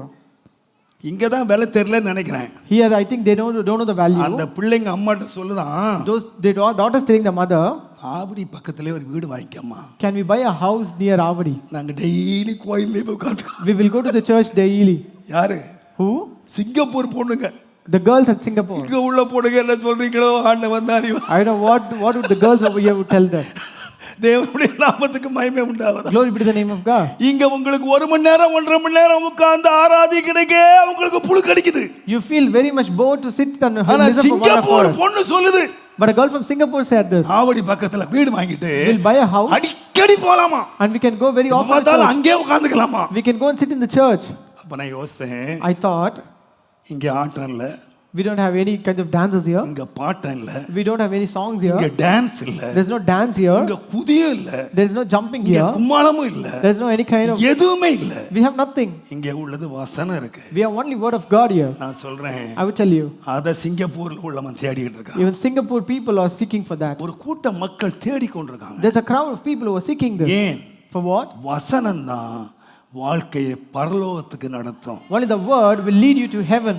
உம்முடைய வசனம் என் கால்களுக்கு தீபம், Thy word is a lamp to my feet என் பாதைக்கு வெளிச்சம். and a light unto my path. அந்த கவனிங்க, Listen carefully. உங்களுடைய லக்கம் என்னுடைய லக்கம் நாம் கர்த்தருடைய சந்நிதியிலே காணப்படணும், And your aim and my aim, கர்த்தரோடு இருக்கணும். and it should be that we should be seen in the presence of God and be with நீங்க God. தேவ சமூகத்திலே காணப்பட வேண்டுமானால் If you ought to be seen in the presence of God, மிக முக்கியமான 3 காரியங்களை நீங்களும் நானும் செய்ய வேண்டும். we are supposed to do 3 important things. முதலாவதாக, First of all, அப்போஸ்தலர் நடபடிகளின் புஸ்தகம் Book of Acts, 24 அதிகாரம் chapter 24, 15 16 தயவுசெய்து வாசிங்கள். verses 15 and 16. நீதிமான்களும் அநீதிமான்களுமாகிய மரித்தோர் உயிர்த்தெழுந்திருப்பது உண்டென்று நீதிமான்களும் அநீதிமான்களும் ஆகிய மரித்தோர் உயிரோடு எழுந்திருப்பது உண்டென்று உண்டென்று நீங்கள் நம்பிக்கை கொண்டு தேவனிடத்தில் நம்பிக்கை கொண்டிருக்கிறது போல நானும் நம்பிக்கை கொண்டிருக்கிறேன். பவுல் சொல்றாரு, எனக்கு நம்பிக்கை இருக்கு. Paul says, I have a hope. அநீதிமானோ நீதிமானோ, It might be just or unjust. மரித்தோர் உயிரோடு எழுந்திருப்பார்கள் என்று நம்பிக்கொண்டிருக்கிறேன். I hope that the dead will resurrect. எத்தனை பேர் நம்புறீங்க? How many of you believe this? மரித்தவர் உயிரோடு எழுந்திருப்பார் நம்பிக்கை உள்ள எல்லாரும் கைகளை வச்சு அல்லேலூயா சொல்லுங்க. How many of you say that the dead will resurrect? Hallelujah. எனக்கு நம்பிக்கை இருக்கு. I have that hope. அந்த நம்பிக்கை எனக்கு இருக்கிறதுனால, Since I have that hope, வாசிங்க. இதனால் எதனால்? because of what? எனக்கு நம்பிக்கை இருக்கிறதுனாலே, because I have a hope, நான் தேவனுக்கும் மனுஷருக்கும் முன்பாக எப்பொழுதும் குற்றமற்ற மனச்சாட்சியே உடையவனாய் இருக்க பிரயாசப்படுகிறேன். I exercise myself to have always a conscience void of offense towards God and உயிரோடு எழும்புவேன் நம்பிக்கை இருக்கிறதுனால, since I have hope that I will resurrect, நான் ஒன்று செய்றேன். I'll do one thing. எனக்கு ஒரு நம்பிக்கை இருக்கு. I have a hope. உயிரோடு எழும்புவேன். I will resurrect. அதனால ஞானஸ்நானம் பெற்றேன். So I was baptized. அதனால நான் வந்து கோயிலுக்கு போறேன். And so I go to church. அதனால காணிக்கை கொடுக்கிறேன். And so I give offering. அதனால ஊழியம் செய்றேன். And so I do service for God. அதோட நிறுத்திக்கல. It did not stop with that. தேவனுக்கும் மனுஷருக்கும் முன்பாக and before God and men, குற்றமற்ற மனச்சாட்சி உடையவனாய் இருக்க நான் பிரயாசப்பட்டேன். I exercise and labor to have a conscience void of offense towards God and நம்முடைய man. வாழ்க்கையிலே மிக பிரதானமானது என்ன கேட்டீங்கன்னா, நம்முடைய மனது நமக்கு கொடுக்கிற சாட்சி. The very primary thing of a life is that the conscience or the testament that a heart give for us. 2 கொரிந்தியர் 1 அதிகாரம் 12 வசனத்தை நீங்க வாசித்தீங்கன்னா, 2 Corinthians chapter 1 and verse 12, மாம்சத்துக்கேற்ற ஞானத்தோடு நான் நடவாமல் தேவனுடைய கிருபையினால் நாங்கள் உலகத்திலேயும் விசேஷமாக உங்களிடத்திலேயும் கபடம் இல்லாமல் திவ்ய உண்மையோடு நடந்தோம் என்பதற்கு எங்கள் மனது எங்களுக்கு சொல்லும் சாட்சியே எங்களுடைய புகழ்ச்சி. The testimony of a conscience that in simplicity and godly sincerity, not with fleshly wisdom, but by the grace of God, we have our own conversation in the world, and more abundantly to you word. தேவன் எங்களுக்கு கிருபை கொடுத்திருக்கிறார். God has given us a grace. எதுக்கு? For what? நான் மாம்சத்துக்குரிய ஞானத்தோடு நடக்கல்ல. I do not walk with the fleshly wisdom. நான் திவ்ய உண்மையோடு நடந்தேன். But I walk with the godly sincerity. உங்களிடத்திலே நான் கபடான இருதயத்தோடு நடக்கல்ல. I do not have any kind of guile in my heart. என் மாம்ச ஞானத்தை பயன்படுத்தல்ல. I do not use my fleshly wisdom. உங்களுக்கு முன்னால கபடு செய்யல்ல. I did not do any kind of guile before you. திவ்ய உண்மையோடு நடந்தேன். But I walked with godly sincerity. என்பதற்கு யாரு சாட்சின்னு கேட்டீங்கன்னா, so who is testimony for that? என் மனது எனக்கு சாட்சி. It's my own conscience that is my testimony. நான் சொல்லுவேன், I would tell you, உலகமே உங்களை நல்லவன் என்று சொல்லி, though the world, entire world may say that சபை you are good, முழுவதும் நீங்கள் யோக்கியன் என்று சொல்லி, the entire church may say that you are உங்கள் good, மனது மாத்திர நீ அயோக்கியன் என்று சொல்லுமானால், but if your heart says that you are a wicked one, நீங்கள் அயோக்கியர்கள் தான். you are a wicked. ஏனென்றால் You know for what? மனதுதான் சரியான சாட்சியை சொல்லுகிறது. Our conscience is a correct testimony. ஆனால் அநேகர் என்ன செய்கிறார்கள் என்று But கேட்டால் what does many do? அப்போஸ்தலனாகிய பவுல் 1 தீமோத்தேயு 1:18 வாசிப்பீர்களானால் 1 Timothy chapter 1 and verse 18. தீமோத்தேயுவே, ஆ. உன்னை குறித்து முன் உண்டான என் தீர்க்கதரிசனங்கள் குமாரனாகிய தீமோத்தேயுவே, உன்னை குறித்து முன்னுண்டான தீர்க்க தரிசனத்தின்படியே நீ அவைகளை நீ அவைகளை முன்னிட்டு நல்ல போராட்டம் பண்ணும்படி இந்த கட்டளையை உனக்கு நான் ஒப்புவிக்கிறேன். நீ விசுவாசமும் நல் மனசாட்சியும் உடையவனாயிரு. Holding faith and a good conscience. So this charge I commit unto you, son Timothy. நீ யாராயிரு? Who should be you? விசுவாசம் உள்ளவனா மாத்திரம் இராத. Not only having a faith, அந்த விசுவாசத்தோடு கூட but with the faith நல்ல மனசாட்சி உள்ள. and you have a good conscience. Some இந்த மனசாட்சியை தள்ளிட்டாங்க. have putting away this. விசுவாசம் இருக்கு. And they have the faith. ஆனா மனசாட்சி இல்ல. But they don't have a good conscience. அவங்க கப்பல் விசுவாச கப்பல்ல போயிட்டு இருக்காங்க. They are sailing in the ship. மனசாட்சியை தள்ளிட்டாங்க. And they have put away this conscience. வேதம் சொல்லுகிறது. The Bible says. தங்களுடைய விசுவாசமாகிய கப்பல் சேதப்பட்டு போயிடுச்சு. And the faith and they made shipwreck. கப்பல் போயிட்டு இருக்கு. The ship is sailing. கடைசி வரைக்கும் இந்த கப்பல் போய் சேரணுமானா. But if it has to reach the destination. இந்த கப்பல் சேதம் இல்லாமல் இருக்க வேண்டும். It should be without any damage. ஒரு கப்பல் தான் அடைந்த அடுத்த கரைக்கு செல்லணுமானா. If a ship has to reach the other shore. அதுக்கு ரெண்டு தேவை. Two things are necessary. ஒன்று விசுவாசம். One is a faith. இன்னொன்று நல் மனசாட்சி. Second is a good conscience. உங்களுடைய மனசாட்சியை மாத்த நீங்க விட்டுட்டீங்கன்னா, if you could sell your conscience, அதை தள்ளிட்டீங்கன்னு சொன்னா, and if you refuse to put away, விசுவாசம் சேதப்பட்டு போயிடும். your faith would be damaged. விசுவாசம் கவிழ்ந்துரும். Your faith will go upside down. விசுவாசமாகிய கப்பல் கரை போய் சேராது. Your faith will not reach the shore. ஆகையால் வாலிபனாகிய தீமோத்தேயுவுக்கு எழுதுகிறார். So he wrote unto the young boy, குமாரனாகிய தீமோத்தேயுவே, Timothy my son, உன்னை குறித்து முன்னால நிறைய தீர்க்க தரிசனங்கள் சொல்லப்பட்டிருக்கிறது. There were many prophecies said about you before. உன்னை ஊழியத்தை குறித்து நிறைய தீர்க்க தரிசனம் இருக்கு. There were many prophecies about your ministry. நிறைய வாக்குத்தத்தங்கள் இருக்கு. There are many promises. இதெல்லாம் நிறைவேறணுமானா, but if you have to accomplish, வாக்குத்தத்தங்களை விசுவாசிக்கிறவனாய் மாத்திரம் இல்ல, you should not be alone believing and having faith upon it. அந்த வாக்குத்தத்தங்கள் நிறைவேறுவதற்கு, but to accomplish those promises, நீ நல்ல மனசாட்சி உள்ளவனாயிரு. you should also possess a good conscience. தேவனுடைய நாமத்துக்கு மகிமை உண்டாவதாக. Glory be to the name of God. நீங்கள் சில சம்பவங்களை நீங்கள் வாசிக்கலாம். When you read few incidents, ஆண்டவராய் இயேசு இந்த உலகத்திலே ஜீவித்த போது, the days when Jesus was in this world, யோவான் 8ஆம் அதிகாரத்தை நீங்கள் வாசிப்பீர்களானால், when you read John chapter 8, யோவான் 8ஆம் அதிகாரத்தை நீங்கள் வாசித்தீர்களானால், when you read John chapter 8, அங்கே இயேசுவிடத்திலே விபச்சாரத்திலே கையும் மெய்யுமாய் பிடிக்கப்பட்ட ஒரு ஸ்திரியை கொண்டு வந்தார்கள். There was brought a woman who was taken in adultery to Jesus. அவர்கள் எல்லாரும் வேதம் படித்தவர்கள். And they were all well versed in the Bible. அவர்கள் எல்லாரும் வேதத்தை ஆராய்கிறவர்கள். And they are all scribes who know the Bible. இயேசுவிடத்திலே வந்தார்கள். They came to Jesus. கேட்டாங்க. They asked Jesus, இவளை கையும் மெய்யுமா பிடிச்சிருக்கோம். so we have brought a red hand. மோசேயினுடைய பிரமாணத்தின்படி, according to the law of Moses, இவள் கல்லெறியப்படணும். she should have been stoned to death. நீர் என்ன சொல்றீர்? What do you say? ஆண்டவர் கீழே உட்கார்ந்து எழுதிட்டே இருந்தார். Jesus was just looking down. தொந்தரவு பண்ணிட்டே இருந்தார். And they were keeping on asking him. இயேசு நிமிர்ந்து பார்த்தார். Jesus looked up. ஆமா. Yes. இந்த பொண்ணு கல்லெறியப்படணும். She should be stoned. சட்டத்தின்படி கல்லெறியப்படணும். According to the law, she is prone to be stoned. நீ கையமையுமா பிடிச்சிருக்கீங்க. You have caught a red hand. சத்தியத்தின்படி, வசனத்தின்படி, தேவனுடைய சட்டத்தின்படி இவ கல்லெறியப்படணும். According to the law of Moses and according to the law of God, she should be stoned. தேவனே சொல்லியிருக்கார். Even God has told that.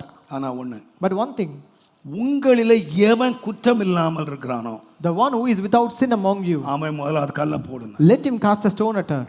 நீங்க வாசித்து பாருங்க. Read the verse. 9ஆம் வசனம் வாசிங்க. Verse 9. கேட்டு தங்கள் மனசாட்சியினால் கடிந்து கொள்ளப்பட்டு பெரியோர் முதல் சிறியோர் அவர்கள் இதை கேட்டு, and they heard it, தங்கள் மனசாட்சியினால் கடிந்து கொள்ளப்பட்டு, being convicted by their own conscience, பெரியோர் மாத்திரம் இல்ல, not only elders, பெரியோர் முதல் from the அப்ப eldest, சிறியவனுக்கு என்ன இருக்கு? so what does the youngest man have? மனசாட்சி. He had the conscience. பெரியவங்க மாத்திரம் கல் எடுத்துட்டு போடலங்க. Not when the elders took the stone at அப்ப கல்லறிய வந்தது யாருன்னா பெரியவன் முதல் சிறியவன் வரை கல் எடுத்து வந்தான். So even the youngsters also came for stoning at her. ஏன் சொன்னாரு? Jesus said, உங்கள குற்றம் இல்லாத முதலாவது கல்லை எறின்னு சொன்னார். the one who is without a sin, let him throw the first stone upon her. பெரியவங்க மட்டும் கல்லை கீழே போடல. Not only the elders dropped the stone, சின்ன பசங்க கூட கல்லை கீழே போட்டாங்க. even the young boys also dropped the stones. அவனுக்கு என்ன இருக்கு? What did they have? மனசாட்சி இருக்கு. They had a conscience. நிறைய பேர் சொல்றாங்க இயேசு அவங்க பாவத்தை எழுதினாரு. Many says that Jesus was writing their sins. இயேசு அவங்க பேர் எழுதினாரு. Jesus wrote their names. அவர் என்ன எழுதினாரு எனக்கு தெரியாது. I don't know what did அந்த ஆராய்ச்சிக்குள்ள போக வேண்டாம். I don't want to research that. ஆனா அவனுடைய மனசாட்சியிலே அவன் கடிந்து கொள்ளப்பட்டான். But they were convicted in their conscience. தேவனுடைய நாமத்துக்கு மகிமை உண்டாவதாக. Glory be to the name of God. ஆண்டவர் ஒரு பெரிய சாட்சியை நம்முடைய உள்ளத்துல வச்சிருக்கார். God has kept a great testimony in our life. ஆனா अनेक வேளைகள் நம்ம என்ன செய்தறோம்னு சொன்னா, But what we do many times, 4 மணிக்கு எழும்பணும்னு அலாரம் வச்சு படுத்தோம். we set alarm to get up at 4 o'clock. நல்லா தூங்கிட்டு இருக்கோம். We were sleeping. 4 மணிக்கு அலாரம் அடிச்சது. The alarm starts at 4 என்ன o'clock. செய்தோம்னு கேட்டிங்கன்னா, What will we do? ஒற்றை அடி தலைமையில அடிச்சிட்டு படுத்துட்டோம். We would stop the alarm and sleep again. இப்ப கண்ணை திறந்து பார்த்தா மணி 7. When you open your eyes, it is 7 o'clock. ஏன் இது எழுப்பிச்சே? Why did it happen? இப்ப என்ன சொல்றோம் தெரியுமா? What we say now? I lost it, pastor. I lost this pastor. இந்த ஆராதனை நான் விட்டுட்டேன். I lost this service. இந்த ட்ரெயினை விட்டுட்டேன். I lost the train. எத்தனையோ ஆசீர்வாதத்தை நாம விட்டுட்டோம். We have lost many blessings. ஏன் தெரியுமா? You know for what? உன்னை எழுப்புறதுக்கு அலாரம் அடிச்சது. Because the alarm started to தடுக்கிறதுக்கு மனசாட்சி அடிச்சது. Your conscience was beating to stop you. நீ என்ன பண்ணிட்ட? But what did you do? தலைமையில ஒரு தட்டி அடிக்காத, இப்ப அடிக்காத. You hit it upon its head and it said not to beat இது now. அடிக்கிற நேரம் இல்ல. It is not the time for you to இப்ப அடிக்காத. Don't beat it. அப்படின்னு ஒரே தட்டி You hit it அத வச்சிட்டு and you made it to stop. முடிவு என்னன்னு தெரியுமா? What is the end now?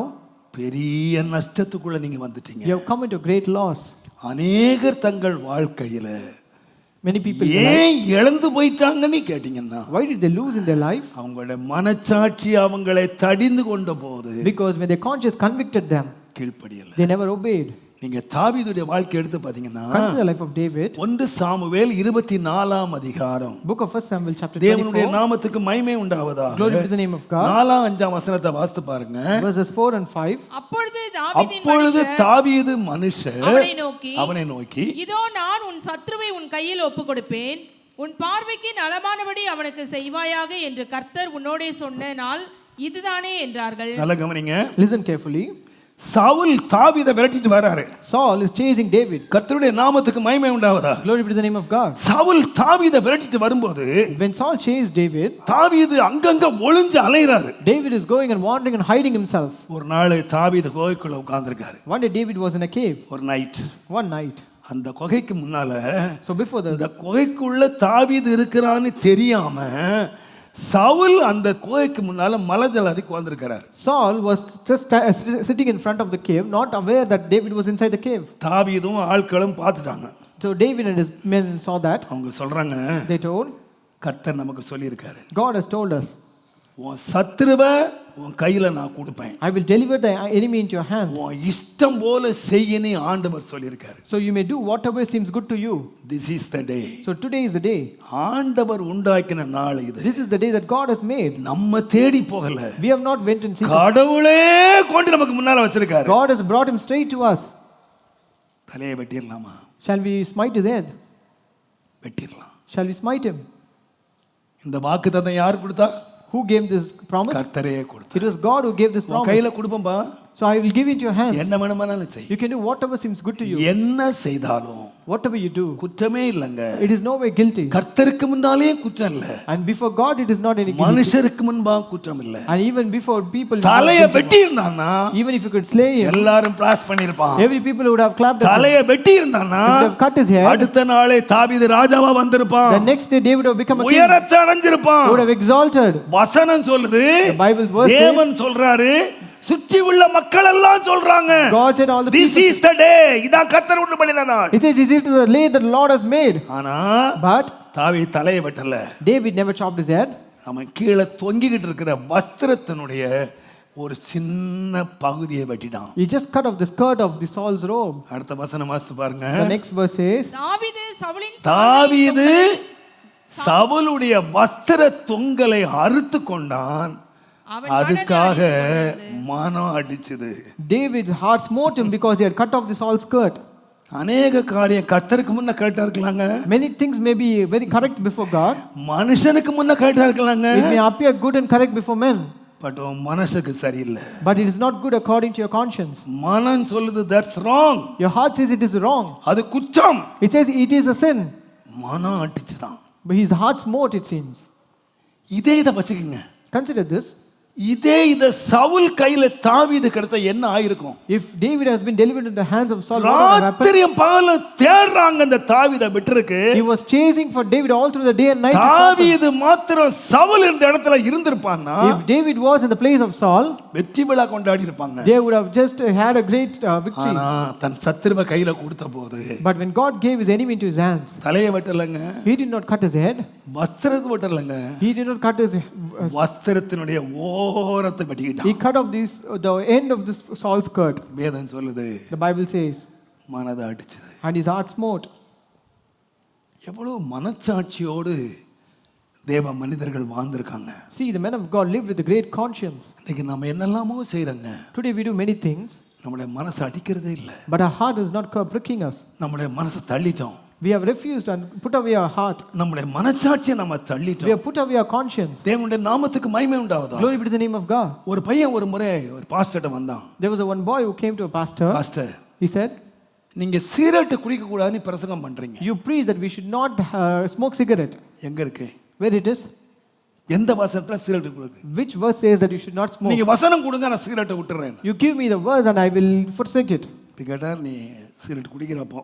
So if you want to smoke now, ஆமா நான் குடிக்கிறேன். he says, I am smoking. எனக்கு தப்பா தெரியல. I don't think it is wrong. அப்படியா? Is it so? சரி. Okay. உனக்கு இந்த சிகரெட்டை எப்ப முதலாவது குடிச்ச ஞாபகம் இருக்கான்னு கேட்டார். When did you smoke your first cigarette? Do you remember that? ஞாபகம் இருக்கு. He said, I remember. எப்ப குடிச்சேன்? When did you smoke? காசு எடுத்துட்டு, Yeah, I took my money. காசு எடுத்துட்டு I took the money. கடைக்கு போனேன். I went to the shop. அங்க இங்கேயும் பார்த்தேன். I looked around. சிகரெட்டை வாங்கினேன். I bought a cigarette. பாத்ரூமுக்குள்ள போனேன். I went into my bathroom சிகரெட்டை குடிச்சேன். and I smoked. ரெண்டாவது சிகரெட். The second cigarette. இப்போ நீ பழகிட்ட. So now you got acquainted with that. இப்போ யார் முன்ன குடிக்கிற?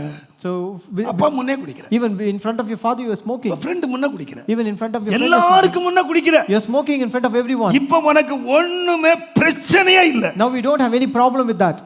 ஆனா முதல் cigarette குடிச்சல. But when you smoked the first cigarette, அப்ப என்னாச்சு? what happened to you? தவறுன்னு சொல்லிச்சு. He said it says it was wrong. அதான் மனசாட்சிப்பா. So that is a conscience. அப்ப என்ன தள்ளிட்ட? So what did you do? மனசாட்சியை தள்ளிட்ட. So you put away your conscience. மனசாட்சி தள்ளிட்ட. You put away your conscience. இப்போ உனக்கு அது பாவமாவே தெரியாது. Now that doesn't seem to be a sin to you. தேவனுடைய நாமத்துக்கு மகிமை உண்டாகும். Glory be to the name of God. ஆகையால் தான் பவுல் சொன்னாரு. That is why Paul said, சிலர் மனசாட்சியை தள்ளிட்டாங்க. some have put away their conscience. விசுவாசமாகிய கப்பலை சேதப்படுத்திட்டாங்க. And the ship of the faith has encountered shipwreck. என் குமாரனாகிய தீமோத்தேயுவே, My son Timothy, கர்த்தருக்கு முன்ன சரியா இருக்கலாம். it might be correct before God. மனுஷருக்கு முன்ன சரியா It இருக்கலாம். might have been good even before people. ஆனா அவனுடைய மனசாட்சியை தள்ளிராத. But don't put away your conscience. ஏன் தெரியுமா? You know for what? நீ கர்த்தருக்கு முன்னாக நிக்கணும். You should stand before God. கர்த்தருடைய வருகையில காணப்படணும். You should be seen in the coming of God. நீ விசுவாசமும் நல்ல மனசாட்சி உடையவனாயிரு. Have a good faith and possess a good conscience. இரண்டாவதா, Secondly, லூக்கா 21 அதிகாரம் Luke chapter 21, 31 வசனம். verse 36. அப்படியே இவைகள் சம்பவிக்கிறதை நீங்கள் காணும்போது தேவனுடைய ராஜ்யம் சமீபமாய் அப்படியே இவைகள் சம்பவிக்கிறதை நீங்கள் காணும்போது தேவனுடைய ராஜ்யம் சமீபமாயிற்று அறியுங்கள். ஆகையால் இனி சம்பவிக்க போகிறவைகளுக்கு நீங்கள் தப்பி மனுஷகுமாரனுக்கு முன்பாக நிற்பதற்கு பாத்திரவான்களாக எண்ணப்படுவதற்கு எப்பொழுதும் ஜெபம் பண்ணி விழித்திருங்கள். Watch ye therefore and pray always, that ye may be accounted worthy to escape all these things that shall come to pass. இந்த லூக்கா 21 அதிகாரம் வாசித்தீங்கன்னா, when you read Luke 21, இயேசு தாம் மரிப்பதற்கு முன்பதாக before Jesus died, தம்முடைய சீசர்களை அழைத்து, he called his disciples, நான் திரும்ப வருவேன், I will come again, நான் வந்து உங்களை அழைச்சிட்டு I போவேன், will come and take you along with me, நீங்கள் என்னோடு கூட இருக்கணும், so you will be with me, நான் திரும்ப வருவேன், I will come again, நீங்க ஆயத்தமாய் இருங்க, you be prepared, அப்ப நான் திருடன மாதிரி வர மாட்டேன், I will not come like a thief, நான் ஒன்னும் திடீர்னு வந்து உங்களை கூட்டி போயிட மாட்டேன், I will not come suddenly and take you, நான் வருவதற்கு முன்பதாக before I come, இந்த உலகத்துல இதெல்லாம் நடக்கும். all these things will happen in this world. அரசியல் மாற்றங்கள், There will be changes in the politics, இஸ்ரவேலிலே மத சம்பந்தமான மாற்றங்கள், changes in the religion of Israel, பொருளாதார மாற்றங்கள், economical changes, நிறைய மாற்றங்கள் நிலத்திலேயும் நீர்லேயும் வானத்திலேயும் பூமியிலேயும் இஸ்ரவேலிலேயும் நடக்கும். there will be many changes even in the land, sea, water and இவைகள் sky. எல்லாம் நடக்கும்போது When all these things occur, ஒண்ணு மறந்துடாதீங்க, do not forget one thing, நான் வர போறேன். I am going to come. இது அறிவுக்காக அல்ல, It's not for your knowledge. இவைகள் சம்பவிக்கிறதை நீங்கள் காணும்போது, When you see that these things இந்த occur, உலகத்தில் இவைகள் எல்லாம் நீங்க காணும்போது, when you see these things in this world, ஒன்றை மறந்துடாதீங்க, do not forget one நான் thing, சீக்கிரம் வர போறேன். I will be coming soon. நீங்க என்ன செய்யணும்னு கேட்டீங்கன்னா, What are you supposed to do? மனுஷகுமாரனுக்கு முன்பாக நிற்க பாத்திரவான்களாய் எண்ணப்படும்படி, That you may be accounted worthy to stand before the man of God. நீங்கள் ஜெபம் பண்ணி விழித்திருங்கள். Watch and pray always. அப்ப நான் சொல்லுவேன், I will tell you, நீங்க இவைகள் சம்பவிக்கும் போது எனக்கு முன்பாக நீங்கள் நிற்க வேண்டுமானால், so when these things occur, if you ought to stand before நீங்க me, யாரா இருக்கணும்னு கேட்டீங்கன்னா, what you should be, நீங்க ஜெபம் பண்ணி விழித்திருக்கிறவர்களாய் இருக்க வேண்டும். you should be people who watch and pray always. தேவனுடைய நாமத்துக்கு மகிமை உண்டாவதாக. Glory be to the name of God. ஜெபித்து விழித்திருக்காத ஒரு மனுஷன் கர்த்தருடைய வருகையிலே காணப்பட முடியாது. A person who does not watch and pray will not be seen in the coming of God. நன்றாய் கவனித்துக் கொள்ளுங்கள். Listen carefully. ஜெபம் என்று சொல்லுகிறதை இந்த கிறிஸ்தவ உலகம் தவறாக விளங்கி இருக்கிறது. Today the word prayer is being misinterpreted in the Christian world. ஆகையாலே ஜெபத்தை குறித்து அநேகர் தவறாக உபதேசிக்கிறார்கள், தவறாக விளங்கி இருக்கிறார்கள். So that is why many people preach about false doctrine about the prayer. ஜெபம் என்று வச்சது ஆண்டு எதுக்கு வச்சாருன்னு கேட்டீங்கன்னா, Why did God keep the prayer? ஆண்டவரே Lord, எனக்கு சோறு கொடு, give me food. ஆண்டவரே Lord, எனக்கு வஸ்திரம் கொடு, give me clothes. எனக்கு ஆம்பளை பிள்ளையா கொடு, Give me boy child. எனக்கு அமெரிக்காவில் வேலை கொடு, Give me work in America. லண்டன்ல வேலை கொடு, Give me job in London. என் பிள்ளைங்கள்லாம் ஃபர்ஸ்ட் கிளாஸ்ல பாஸ் பண்ணணும். My children should get scored in the first class. அதுதானே ஜெப குறிப்பு அனுப்புறீங்க. That is the prayer request that you are giving. இன்றைக்கு ஜெபம் நினைச்சா என்ன நினைக்கிறாங்கன்னு கேட்டீங்கன்னா, See, when you say prayer, ஆண்டவர்ட்ட பிச்சை கேட்கிற இடம் நினைக்கிறாங்க. it is like begging to God. அப்படியே ஜெப அறையில போய் You go to the prayer house. நீ அழுது, You keep காரியத்தெல்லாம் பாரு ஆண்டவரே. See all my things, Lord. ஒன்றை மறந்துடாதீங்க. Do not forget one thing. ஜெபம் என்று சொல்லுகிறது பிச்சை கேட்கிற இடம் இல்ல. It is not begging. What you mean by prayer? ஆண்டவர் ஜெபத்தை வச்சிருக்க எதுக்குன்னு கேட்டீங்கன்னா, Why did God say to pray? அவரோடு உறவாடுவதற்கு, To communicate with Him. அவரோடு உறவாடுவதற்கு. To communicate with Him. ஒரு சம்பவத்தை நான் உங்களுக்கு சொல்லுகிறேன். I would like to tell you an incident. ஆதியாகமத்தின் புத்தகம் Book of Genesis, 18ஆம் அதிகாரம் chapter 8, 33ஆம் வசனத்தை வாசித்து பாருங்க. verse 33. கர்த்தர் ஆபிரகாமோடு பேசி முடிந்த பின்பு போய்விட்டார். ஆபிரகாம் தன்னுடைய இடத்துக்கு என்ன செய்துட்டாரு? போயிட்டாரு.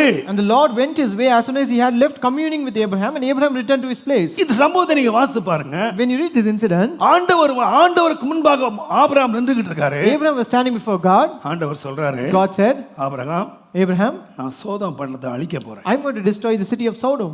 உடனே இந்த ஆபிரகாம் சொல்றாரு, Immediately Abraham said, ஆண்டவரே, Lord, சன்மார்க்கனோடு துன்மார்க்கனை நீர் அழிப்பீரா? why should the righteous destroy along with the wicked? நீர் அழிக்க போறேன்னு சொல்றீரு. You see, you're going to destroy. 50 நீதிமான் அங்க இருந்தா, If there are 50 righteous people, அவனை அழிப்பீரா? will you destroy? அவர் சொல்றாரு, அழிக்க மாட்டேன். He said, I won't destroy. சொல்றாரு, He says, ஆண்டவர் கோபம் வராமல் இருப்பதாக. let not God be angry. ஒருவேளை 5 பேர் குறைவா இருந்தா, If there are 5 men less than that, அழிக்க மாட்டேன். I will not destroy. நான் மறுபடியும் பேசுறேன். I'm again speaking again. 40 பேர் இருந்தா, If there are 40 righteous people, அழிக்க மாட்டேன். I will not destroy. 30 பேர் இருந்தா, If there are 30 people, அழிக்க மாட்டேன். I will not destroy. 20 பேர் இருந்தா, If there are 20 people, அழிக்க மாட்டேன். I will not destroy. ஒருவேளை Maybe 10 பேர் தான் இருக்காங்க, there are just 10 people. அழிச்சிருவேரா? Will you destroy? அழிக்க மாட்டேன். I will not destroy. இது என்னது? What is this? இதுக்கு பேர் என்ன? What is this called as? மன்றாட்டு ஜெபம். It is pleading prayer. நீங்க என்ன பேர் வைப்பீங்க? What did you call it as? இதுக்கு என்ன பேரு? What did you call it as? மன்றாட்டு ஜெபம். It's a prayer of pleading. ஆனா வேதம் என்ன சொல்லுது தெரியுமா? But what does the Bible say? ஜெபம்னு சொல்லல. Not a prayer. ஆபிரகாமோட பேசி முடிந்த பிறகு After they communed with each other, ஆண்டவர் போயிட்டாரு. Lord left. அப்ப இது ஜெபம் இல்ல. It is not a prayer. Abraham கர்த்தரோட பேசினாரு. So Abraham spoke with the Lord. ஆண்டவர் ஆபிரகாமோட பேசினாரு. The Lord also spoke with Abraham. ஜெபம் என்று சொல்லுகிறது Prayer means ஒன் சைடு கோல் இல்ல. it's not one side prayer. ஆண்டவரோடு உள்ள உறவு. But it is a relationship with God. ஒருவரோடு ஒருவர் பேசுறாங்க. It is communicating with each other. நான் சொல்லுவேன், I would tell you, உங்களுக்கு ஜெப அனுபவம் சரியா இருக்குமானால் if your prayer experience is good, ஒரு நாள் போல அடுத்த நாள் ஜெபம் இருக்காது. the prayer of one day will not be same as the next ஒரு day. நாள் நீங்கள் ஜெப அறையிலே உட்கார்ந்து ஏங்கி ஏங்கி அழுகிறீர்கள். One day you will be in your prayer room. ஏன் அழுறீங்க உங்களுக்கே தெரியாது. You don't know why you are crying. ஒரு நாள் நீங்கள் கண்ணீர் விட்டு அதறுகிறீர்கள். One day you cry with the ஒரு நாள் tears. ஆவியிலே மகிழுகிறீர்கள். One day you rejoice in ஒரு spirit. நாள் பாடி துதிக்கிறீர்கள். One day you sing and praise. ஒரு நாள் வெறும் துதியை செலுத்துகிறீர்கள். One day you just praises. ஒரு நாள் அநேகருக்காக நீங்கள் ஜெபிக்கிறீர்கள். One day you pray for the people. தேவன் உங்களோடு ஜெப வேளையிலே இடைபடுகிறார். God intercedes and interrupts with you in the prayer time. நான் சொல்வேன், ஜெபம் என்று சொல்லுவது தேவனோடு உள்ள உறவு. I would tell prayer is a relationship with God. கிறிஸ்தவ வாழ்க்கை என்று சொல்வது மார்க்கம் அல்ல. Christian life is not a path. கிறிஸ்தவம் சொல்லுகிறது ஒரு மதம் அல்ல. Christianity is not a religion. கிறிஸ்தவம் என்பது தேவனோடு உள்ள உறவு. Christianity is a relationship with God. ஆகையால் தான் வேதம் சொல்லுகிறது. That's why the Bible says. 1 கொரிந்தியர் 1 வசனத்திலே 1 Corinthians chapter 1 நம்முடைய verse 9. கர்த்தரும் அருமை இரட்சகருமான இயேசு கிறிஸ்துவோடு ஐக்கியமாயிருப்பதற்கு உங்களை அழைத்த தேவன் உண்மை உள்ளவர். Our God is faithful, but you were called into the fellowship of His Son Jesus தேவன் Christ. எதுக்கு அழைச்சார்னா, Why did God call you? நீங்க கேக்குறதெல்லாம் கொடுக்கிறதுக்கு இல்ல. Not to give whatever you ask for. Fellowship with God. But to have a fellowship with God. Fellowship with God. To have a fellowship with Him. அதனால தான் நீங்க சொல்லி பாருங்க. That is why you can say. யோவான் எழுதின சுவிசேஷம் 15ஆம் அதிகாரம் 15ஆம் வசனத்தை நீங்க வாசித்தீங்கன்னா, John chapter 15 and verse 15. இனி நான் உங்களை ஊழியக்காரர் என்று அப்ப இதுவரைக்கும் யாரு? Until இனி நான் உங்களை ஊழியக்காரர் என்று சொல்ல மாட்டேன். ஊழியக்காரர். அப்ப இதுவரைக்கும் யாரு? Until now who are they? இதுவரைக்கும் யாரா இருக்காங்க? Until now who are they? ஊழியக்காரன், வேலைக்காரன். They were servants. வேலைக்காரனா யாரு? Who is a servant? ஏய் இங்க வா. Hey, you come here. எதுக்கு வரணும்? For what? கேட்க முடியாது. You cannot question him. வான்னா வரணும். If you order him to come, he should come. உட்கார்னா உட்காரணும். If he says to sit, he should sit. கையை கட்டுனா கையை If கட்டணும். you ask him to fold your hands, he should fold. செய்யனா செய்யணும். If you ask him to do it. இதான் எஜமானுக்கும் வேலைக்காரனுக்கும் உள்ளது. This is a relationship with the master and the servant. இதுவரைக்கும் Until now, ஆண்டவர் பின்பற்றி வந்தா, he said to follow me and வலைய விடு, நான் வலைய விட்டான். I asked to forsake the nets, he forsook it. இதுவரைக்கும் கமாண்ட், ஆண்டவர் கட்டளைகளை கொடுத்தார். Until now God gave them commands. இதுவரைக்கும் என்ன உறவு இருந்துச்சுன்னா, வேலைக்காரன் எஜமான். Until now it was a relationship of master and போதகரே servant. எஜமானே என்று அழைத்தார்கள். They called master and teacher. இப்போ ஆண்டவர் போறாரு. Now God is going to leave. இனி Now, நீங்க எனக்கு வேலைக்காரங்க இல்ல. henceforth you are not my servants. இனி நீங்க யார் தெரியுமா? Henceforth who are you? My friends. You are my friends. You are my friends. He said you are my friend. நான் உங்களை விட்டுட்டு போறேன். I'm going to leave you. அடிமைகளா விட்டுட்டு போல, Not like servants, வேலைக்காரனா விட்டு போல, not like slaves, சொன்னதை செய்கிற, கட்டளை கீழ்ப்படிக்கிற மண்ணை விட்டுட்டு போல. not like the people who obey for the commands. You are my friend. But you are my friends. ஆண்டவர் இன்னைக்கு நம்ம சபையை வாலிபர்களை பார்த்து சொல்லணும். Jesus, You are my friend. God should tell the young people of a church that you are my friend. நீங்க ஆண்டவரை பார்த்து சொல்லணும். And you should tell the Lord, Lord, Lord, you are my friend. you are my friend. எத்தனை பேருக்கு ஆண்டவர் ஃப்ரெண்டா இருக்காரு? To how many people God is your friend? நீங்க சொல்ல முடியுமா ஆண்டவர்கிட்ட போய், Can you tell to Lord, என் ஆத்துமாவின் நேசரே? oh my dear Lord of my soul? அந்த மணவாட்டி சொன்னா பாருங்க, Like the bride said. உன்னத பாட்டின் புத்தகம் Book of Song of Solomon, 7ஆம் அதிகாரம் chapter 7, 10ஆம் வசனம் பாருங்க. verse 10. நான் என் நேசர் உடையவள், I am my beloved, அவருடைய பிரியம் என் மேல் இருக்கிறது. and his desire is toward me. நல்லா கவனிங்க. Listen carefully. மணவாளன் யாரா மாறிட்டாரு? What did the bridegroom become? நேசரா மாறிட்டாரு. He became his beloved. இப்போ சொல்ற, நீர் என்னுடையவர், I love you. He says, I love you. Lord, I love you. And I love சொல்றேன், you. இந்த வார்த்தையை சொல்றதுக்கு நீங்க வெட்கப்படவே கூடாது. You shouldn't be ashamed to say this word. Every day கர்த்தருக்கு முன்ன நின்னு, Every day Lord, I love you. You should say to the Lord, I love you. Lord, I love you. Lord, I love you. Lord, I love you. Lord, I love you. நான் உம்மை நேசிக்கிறேன். Lord, I love you. நீ என் friend. You are my friend. ஆண்டவர் நமக்கு ஃப்ரெண்டா இருந்தா If God becomes a அவன் friend, சொல்றா நேசர் என்னுடையவர். I am my beloved, அவருடைய நேசம் என் மேல இருக்கு. and his desire is toward me. நேசம் என் மேல இருந்தா நடக்கிறது என்ன தெரியுமா? What will happen? அடுத்த வசனம் வாசித்து பாருங்க. வாரும் என் நேசரே, வாரும் என் நேசரே. வாரி என் ஆண்டவரேன்னு சொல்லல. She did not call me Lord. வாரி என் கடவுளேன்னு சொல்லல. She did not call me God. வாரி என் எஜமானேன்னு சொல்லல. Not my வாரும் master. என் நேசரே. Come my beloved. எங்க போவோம்? Where can we go? வயல்வெளியில் போய் எங்க போணுமா? என் வீட்ல இருக்க கூடாதா? Can't you stay at home? எதுக்கு போணும் வயல்வெளிக்கு? Why do you want to go to field? யாரும் காணாம வயல்வெளி. Because none could see me. A I love you. Because I love you. நம்ம ரெண்டு பேரும் வயல்வெளியில போய் உட்கார்ந்து Let us go to the field. கிராமங்களில் தங்குவோம். எங்க? Where? பட்டண வாழ்வே வேண்டாயா. We don't want the city life. தனியா கிராமத்துக்கு போயிடுவோம். We'll go alone to the village. என்ன பண்ணுவோம்? அதிகாலையிலே திராட்சை தோட்டங்களுக்கு அதிகாலையில தேடுவோம். We'll get up early in the morning. இதெல்லாம் யார் சொல்றது தெரியுமா? Who says this? தனியா போவோம். Let us go alone. வயல்வெளிக்கு போவோம். Let us go to the fields. கிராமத்துக்கு போவோம். Let us go to the villages. இதெல்லாம் யார் சொல்ற வார்த்தை தெரியுமா? Who told these words? Lovers. That is between the lovers. ஒரு முறை ஒரு தம்பி வந்து கேட்டாங்க. Once one boy came and asked me, Pastor, 1 மணி நேரம் எப்படி பாஸ்டர் ஜெபம் பண்றது? how can we pray for 1 hour? நீங்க நேற்றுக்கு பிரசங்கம் பண்ணுனீங்க. You preached yesterday. 1 மணி நேரம் ஜெபம் பண்ணணும். Pray for 1 hour. 1 hour எப்படி பாஸ்டர் ஜெபம்? But how to pray for 1 hour, pastor? தூக்கமா வருது pastor. It is very boring, pastor. தூக்கமா. I feel sleepy, pastor. இன்னைக்கு நிறைய பேருக்கு தூக்கம் வரலன்னா முழங்கால் போட்டா போதும். Today many people, if they don't feel sleepy, they can just அப்படி kneel down. 1 மணி நேரம் இந்த 4 மணி நேரம் போறதே தெரியல. But we don't feel that 4 hours is not enough. 8 மணிக்கு முழங்கால் போட்டா 12 மணி கண்ணை திறக்கறான். I kneel at 8 o'clock, but open my eyes at 12 o'clock. ஜெபம் பண்ணியாதா? Did you pray? இன்னைக்கு நிறைய பேருக்கு தூக்கம் மாத்திர முழங்கால் போட்டா வந்துரும். Many people, if the sleeping dose is the prayer. கர்த்தருடைய நாமத்துக்கு மகிமை உண்டாவதாக. Glory be to the name of God. ஆனா அவன் கேட்டான் 1 hour எப்படி ஜெபிக்கிறது? How can we pray for 1 hour, pastor? நான் சொன்னேன். I told him. உங்களுக்கும் சொல்றேன். Even I tell you. நான் முன்னால சொல்லியிருக்கேன். I've already told this. பல வருஷத்துக்கு முன்னால. Before many years. என் கார்ல அண்ணா நகர் போனேன். புரசவாக்கம் போனேன். I was going in my car to Anna Nagar Ganapathi காலேஜுக்கு முன்னால ஒரு பெரிய போர்டு வச்சிருந்தான். In Anna Nagar I saw a hoarding. Night 10 o'clock to 6 o'clock. All calls free. It is all calls free between 10 p.m. and 6 a.m. என்ன பேசினாலும் 10 ல இருந்து 6 free. It is free to all calls between 10 p.m. and 6 a.m. பக்கத்துல சொன்னேன். I asked a neighbor. இந்த telephone காரங்க நம்மளை எவ்வளவு முட்டாளாக்குறான் பாரு. See how these telephone people fool us. Sim கார்டை வாங்க வச்சிட்டு They wanted to buy the SIM card. எப்ப ஃப்ரீயா? When it is free? Night 10 to morning 6. என்ன நேரம்? What is the time that time? தூங்குறேன். It was the time of sleeping.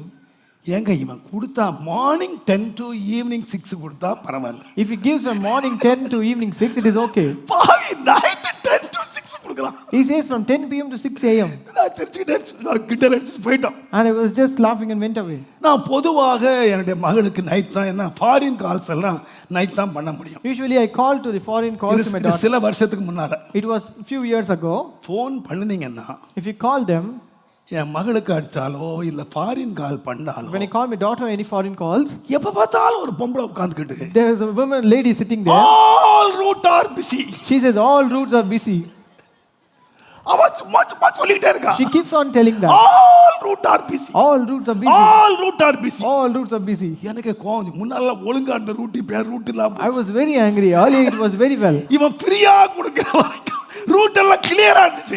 பாவி ஃப்ரீன்னு கொடுத்தான். இப்போ all routes are busy. Before it was free, of course, all routes were clear. But when he gave it as free, all routes are busy. நான் telephone டிபார்ட்மெண்ட்ல ஒரு நல்ல ஒரு ஆபீசரா கூப்பிட்டு கேட்டேன். I asked an officer from the telephone department. இது துரோகம் இல்லையா brother? Brother, is this not cheating? 10ல இருந்து 6 ஃப்ரீன்னு சொல்லிட்டு You say it is free from 10 p.m. to 6 a.m. அங்க ஒரு பொம்பளை உட்கார வச்சுட்டு அவ all routes are busy.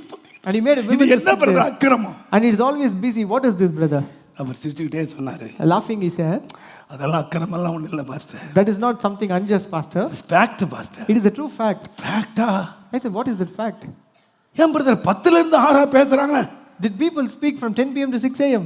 உண்மை pastor. It is true, Pastor. எப்படி பேசுறாங்க? How do they speak? உங்களுக்கு தெரியாது pastor. You don't know, Pastor. தலைவலியா போத்திக்கிட்டு They will put on their bed sheets. பெட்ஷீட்டுக்குள்ள வச்சு பேசி. They keep speaking inside the bed sheets. என்ன வரல? At what time? தூக்கமே வரல. Because they don't feel sleepy. படுத்தா கூட தூக்கம். They can't even sleep even when they lie down. Bedsheet போத்துனாலும் தூக்கம் வரல. Even they cover with a blanket, they cannot sleep. முழங்கால் போட்டாலே தூக்கம் வருது. When you kneel down, you feel அவங்களுக்கு sleepy. படுத்துட்டு பெட்ஷீட் போட்டு ஏசி போட்டு தூக்கம் வரல. But they lie down, they put on their blanket, but they never feel sleepy. ஏன்? Why? கான்டாக்ட்ல இருக்கிற ஆள் யாருன்னு அவங்களுக்கு தான் தெரியும். Because they know the one who is on the other end of the line. எவ்வளவு நேரம் பேசுனாங்க? For how long did they speak? தூக்கமே வரல. They never feel sleepy.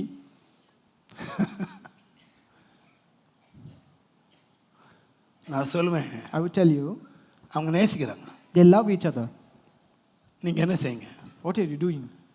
நீங்க தப்பா நினைச்சுக்காதீங்க. Don't misunderstand me. உங்களுக்கு ஃப்ரெண்ட் இருக்காங்களா? Do you have friend? இயேசுநாதர் லாசரு வீட்டில் தங்கினார். Jesus stayed in the house of Lazarus. Lazarus வீட்டாரை நேசித்தார். And he loved the people of Lazarus. ஆண்டவர் எல்லாரும் நேசித்தாருங்க. What did he love? தப்பே இல்லைங்க. It is not wrong. ஒருவரை ஒருவர் நேசிக்கிறதுல தப்பே இல்லை. It is not wrong to love each other. ஆனா But அந்த நேசம் உங்களை எங்க நடத்துச்சு? where did that love lead you to? கர்த்தருடைய நாமத்துக்கு மகிமை உண்டாவதாக. Glory be to the name of God. ஒரு நேசம் என்று ஒருவர் நீங்க நேசிக்கிறீங்க, சிநேகிக்கிறீங்கன்னு சொன்னா, When you say that you are loving a person நீங்க அவங்களோட கான்டாக்ட் பண்றீங்க, and you have a contact with them, பழகுறீங்க, you acquaint with them, பேசுறீங்க, you speak with them, உங்கள் இருதயம் திறக்கிறீங்க, you open your heart to them, ரகசியங்களை பேசுறீங்க. you share your secrets. நான் நினைக்கிறேன் என் பிள்ளைங்க காலேஜ் போயிட்டு வருவாங்க. My children used to come from college. வீட்டை விட்டு 8 மணிக்கு போறாங்க. She will leave from 8. சாயங்காலம் 4 மணிக்கு வராங்க. They will return back at 8. வீட்டுக்கு வந்த உடனே பேக் தூக்கி போட்டுட்டு, "eddy, சேர்ந்துட்டியாடி?" Once they reach home, they take the call and ask, "Did you reach home?" ஏண்டி? I used to ask. 8 மணில இருந்து 4 மணி வரைக்கும் அவ கூட தான் உட்கார்ந்து From வந்திருக்கேன். 8 to 4 you were with her. என்ன வந்த உடனே என்ன சேர்ந்துட்டியாடி? So சேர்ந்துட்டேன். immediately you ask, "Have you reached?" போனை வைப்பாங்க நினைக்கிறீங்க? Do you think that they will keep hang the எனக்கு phone? இல்ல வைரரியம் டெலிபோன் பில் ஏறிக்கிட்டு இருக்கு. Only I know the telephone bills. 6 மணி நேரம் பேசும். They keep on talking for 1 மணி நேரம் They பேசுறாங்க. keep talking for 1 hour. ஏன்? For what? 2 பேரும் சிநேகிதர்கள். Because they are friends. இன்னைக்கு என்ன வேணும் தெரியுமா? What do you want today? இயேசு எஜமான் இல்ல. Jesus is not a master. இயேசு ஆண்டவரும் இல்ல. Jesus is not the Lord. நீங்க அடிமையும் அல்ல. And you are not slave. நீங்க யார் தெரியுமா? Who are you? நீங்க சொல்லணும், You should say, ஆண்டவரே, Lord, you are my friend. you are my friend. நீங்க எத்தனை பேர் சொல்லுவீங்க? How many of you can tell this? நானுமே நேசிக்கிறேன். I love you, Lord. I love you, Lord. I love you, Lord. நீங்க உண்மையா ஆண்டவரை நேசிப்பீங்கன்னா, If you love the Lord truly, நீங்க ஆண்டவரோடு நேரத்தை செலவு பண்ணுவீங்க. you will spend time with the Lord. ஆண்டவரோடு தனிமையில சந்திப்பீங்க. And you will meet God in your private. தனிமையில பேசுவீங்க. And you will speak with Him in your solitude. தனிமையில உறவாடுவீங்க. And you will have a communicate with Him. என் அன்பான வாலிப பிள்ளைகளே, My dear young people, நான் உங்களுக்கு சொல்லுகிறேன், I would tell you, உங்களுக்கு ஒரு நல்ல ஃப்ரெண்ட் இருக்கிறார். there's a good friend for you. He's a true friend. He is a true friend. True friend. He is a true friend. நான் ஆண்டவருக்கு முன்னாக முழங்கால் போட்டு கண்ணீரோடு நான் பாடுறது, Many times I used to kneel down and sing before the Lord. பேரன்பி சோரோபே ஓமை போற்றுகிறே,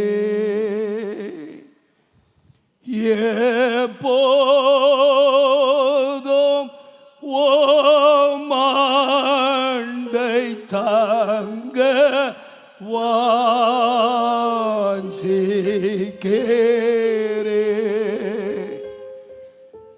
என் ஜீவன் போனாலும் கூட நீங்க மாட்டேன், ஏனாதா மென்மேலும் உம்மை நேசிக்கிறேன், என் இயேசுவே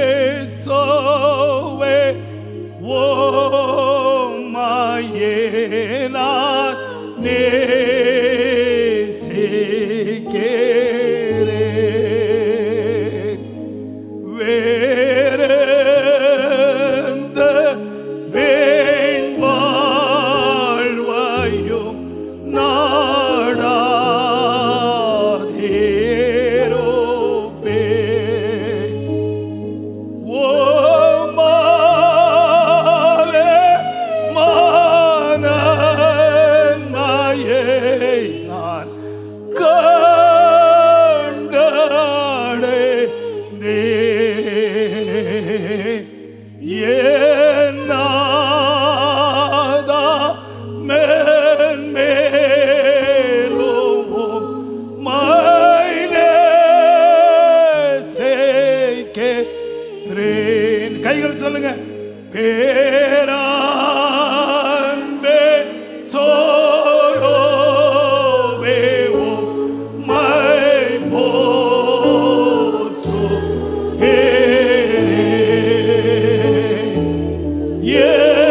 எப்போதும் உம்மண்டை தங்க வாஞ்சிக்கிறேன். Yes, Lord.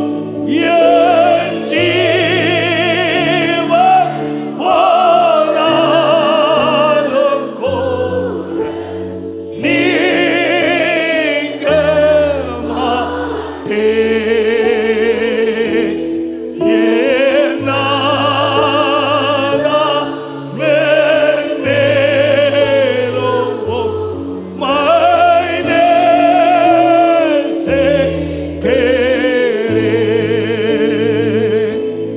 என் ஜீவன் போனாலும் கூட நீங்க மாட்டேன்.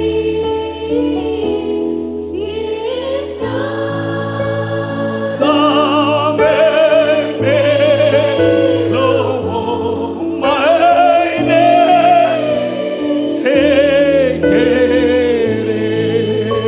நேசிக்கிறேன். ஆம். ஆண்டவராய் இயேசு நேசியுங்கள். Jesus loves you. அவருக்கு முன்பாக நில்லுங்கள். And stand before him. Every day Each and every day, அவருக்கு முன்பாக நிற்குங்கள்.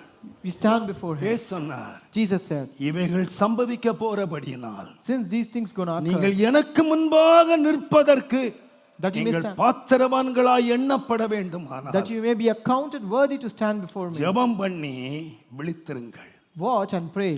ஆனால் இன்றைக்கு அநேக போதகன்மார் ஜெபத்தை வேடிக்கையாக்கி கொண்டிருக்கிறார்கள். But today many people, many pastors make this prayer a funny கடந்த thing. வாரத்திலே Last week, எனக்கு ஒரு செய்தியை கொடுத்தார். there was a message given by a pastor. நீங்க இப்போ நிறைய வாட்ஸ்அப்பில் நிறைய விளையாடிட்டு இருக்கிறீங்க. To the many things going around in WhatsApp, ஒரு செய்தி அனுப்பியிருந்தார். there was a message that was sent now. அதில் ஒரு பாஸ்டர் பேசுறாரு. The pastor was speaking. அவர் சொல்றாரு, He told, நீங்க எத்தனை பேர் கேட்டீங்களோ தெரியாது, I don't know how many of you have heard that. 40 நாள் ஃபாஸ்டிங் எடுத்தவங்க பின்னால் இல்லை. Whoever is fasting for 40 days, stay back. 21 நாள் ஃபாஸ்டிங் எடுத்தவங்க முன்னால எடு. 21 days fasting, go back. யார் முன்னால வரணும் தெரியுமா? Who should come front? Hey, நல்ல ஆர்கனை போடு, கீபோர்டு போடு. Put on the... அவன் டக்கு டக்கு டக்கு அடிக்கிறான். And they're playing the music. அந்த கூத்தாடி அடிக்கிறான் பாருங்க. They play music. என்ன ஆடணுமா? அப்பனே யோசித்தான், பட பாவி, நம்ம நேரத்தெல்லாம் வேஸ்ட் பண்ணிட்டோம் போல் இருக்கு. So I thought I'm wasting my time. இந்த மாதிரி டான்ஸ் ஆடினாதான் முன்னால வரலானா, நல்ல பரதநாட்டிய காலேஜில் போய் நல்ல பரதநாட்டியம் கற்றுக்கிட்டு Only people who can dance. என்ன டான்ஸ் இருக்கு, இதெல்லாம் ஆடின மாதிரி நான் எங்க வரணுமா? So whoever can dance should come இதுக்கு to front. விசுவாசி விசில் அடிக்கிறான். So the believers also whistling இதுக்கு for this. விசுவாசி கை தட்டுறான். Believers are clapping their hands. யாரு முன்னால வருவாங்களா? Who will come to the front? Dance கத்து கொடுக்குறாரு. ஆடு, நல்லா ஆடு, நல்லா ஆடு. நீங்க தான் வரணும். 40 days ஃபாஸ்ட் முன்னால பின்னால போ. 40 days fasting, pray, go back. ஜாக்கிரதை. Be careful. நான் அந்த மனுஷனுக்காக அழுதேன். I cried for that man. ஒரு பாஸ்டர் பிரசங்கம் பண்றாரு. A pastor preached. எனக்கு ஆட்களே வரல. None of them came to my service. ஒரு பாஸ்டர்ட்ட போனேன். I went to a pastor. சபையில ஜனங்கள் வர்றதுக்கு என்ன செய்யணும்னு கேட்டேன். What should I do for the believers to come to my church? அவர் சொல்லி கொடுத்தாரு. He told me, அப்படியே நிக்காத. don't stand as such. புல்பிட்ல அப்படியே நிக்காத. Don't stand still on the pulpit. அப்படி இடுப்ப முன்னால ஆட்டு. You shake your hip. இடுப்ப பின்னால ஆட்டு. Shake your hip backwards. இடுப்ப சைடுல ஆட்டு. Shake your hip sideways. நீ இடுப்ப ஆட்டிட்டீனா ஜனங்கள் வந்துருவாங்க. As you shake your hip, அவர் சொல்றாரு, He நான் said, இடுப்ப ஆட்ட ஆரம்பிச்சேன், ஜனங்கள் வந்துட்டாங்க. I began to shake my hip and people came in. கடவுளே, இடுப்ப ஆட்டி சபையை சம்பாதிக்க முடியும்னா நான் ஏன் இப்படி கஷ்டப்பட்டேன்னு அப்பதான் யோசிச்சுட்டு இருக்கேன். If you can earn people by shaking your hip, daily உங்களை கூப்பிட்டு இடுப்ப ஆட்டி ஆட்டி ஆட்டி. I will keep on shaking my hip and earn people. ஏங்க இது இடுப்பாற்ற இடம் இல்ல. This is not the place where you can shake your hips. இது இடுப்பு உடையற இடம். This is a place where you should break your hips. இது இடுப்பு உடையற இடங்க. This is a place where your hips are broken. இடுப்ப உடைக்காம அங்க போக முடியாது. Without breaking your hips, you cannot go to the நிறைய heaven. பாஸ்டர் ஏசிய சபை பிரசங்கத்தை இதுக்காவே கேட்டு கமெண்ட் அடிச்சிட்டு இருக்கான். Many people are here, listen to our church message and comment on this. நீ என்னன்னா அடிச்சிட்டு போ. I don't bother, whatever you may comment on it. எனக்கு தேவன் கொடுத்த திருச்சபைய நான் இடுப்பாற்ற கத்து கொடுக்க I மாட்டேன். will not teach. முன்னால பின்னால ஆடுற கத்து கொடுக்க மாட்டேன். என் சபைய கர்த்தருக்கு முன்னால நிக்கணும். My church should stand before the Lord. நான் வசனம் சொல்லி தரையா. I teach my people the word of நீ God. கர்த்தருக்கு முன்ன நிக்கணும்னா If you have to stand before the Lord, Pavul சொல்லல, Paul did not say, அப்போஸ்தலன் சொல்லல, apostles did not say this. இயேசு சொன்னாரு. Jesus said, எனக்கு முன்னால நிக்கிறதுக்கு உனக்கு தகுதி ஆகணுமானா if you have to become worthy to stand before me, விழித்திருந்து ஜெபம் பண்ணுப்பா. watch and pray. ஜெபம் பண்ணு. Pray. டெய்லி என்னோட உறவாடுப்பா. Commune with me each and every day. Daily I love you. Daily say, I love you. நான் உன்னை நேசிக்கிறேன். I'm loving you. நீ என்ன நேசி. And you love me. தனியா போவோம். Let us go in solitude. கடற்கரைக்கு போவோம். Let us go to the seashore. வயல்வெளிக்கு போவோம். Let us go to the field. தனிமையா உட்காருவோம். Let us sit alone. நேரத்தை செலவு பண்ணுவோம். Let us spend our time. பைபிளை வாசிப்போம். Let us read the Bible. ஆண்டவரோடு உறவாடுவோம். Let us have a relationship with God. சொல்லுமே. I will tell you. அவர் என்னுடைய உயிரானவர். He is my life. அவர் என்னுடைய நேசர். He is my beloved. அவர் என்னுடைய சிநேகிதர். He is my friend. Lord I love you. Lord, I love you. Lord I love you. Lord, I love you. அதனால வேதம் சொல்லுகிறது. That's what the Bible says. அவரிடத்திலே அன்பு கூறுகிறவர்களுக்கு To them that love him, தேவன் ஆயத்தம் பண்ணி வச்சிருக்காரு. God has prepared everything. யாருக்கு ஆயத்தம் பண்ணாரு? To whom? இடுப்பாற்றவனுக்கு இல்ல. Not the one who shakes the hips. என்னன்னத்தி ஆற்றவங்களுக்கு இல்ல. Not the one who shakes other things. தேவன் ஆயத்தம் பண்ணி வச்சிருக்காரு. God has prepared for us. யாருக்குன்னு கேட்டா அவரிடத்திலே அன்பு கூறுகிறவர்களுக்கு. To the one who love him. தேவன் ஆயத்தம் பண்ணினவைகளை The things that God has கண் prepared. காணவில்லை. Eyes have not seen it. காது கேட்கவில்லை. The ears have not heard அது it. மனுஷனுடைய இருதயத்திலே தோன்றவில்லை. And they have not seen even the heart of the men. நான் சொல்றது கஷ்டமா இருக்கும். It might be difficult for you to take this. This is a fact. But this is a true one. நீங்களும் நானும் You and me, கர்த்தருக்கு முன்ன நிக்கணும்னா we should stand before God. உன் ஜெப வாழ்க்கை சீர் பண்ணிக்க. Just correct your prayer time. உன் தேவைக்கு அல்ல. Not for your wants. உன் பிரச்சனைக்கு அல்ல. Not for your problems. நான் சொல்லுவேன். But I will tell you, Lord, Lord, I love you. I love you, Lord. வாலிய பிள்ளைங்க சொல்ல தெரியணும்.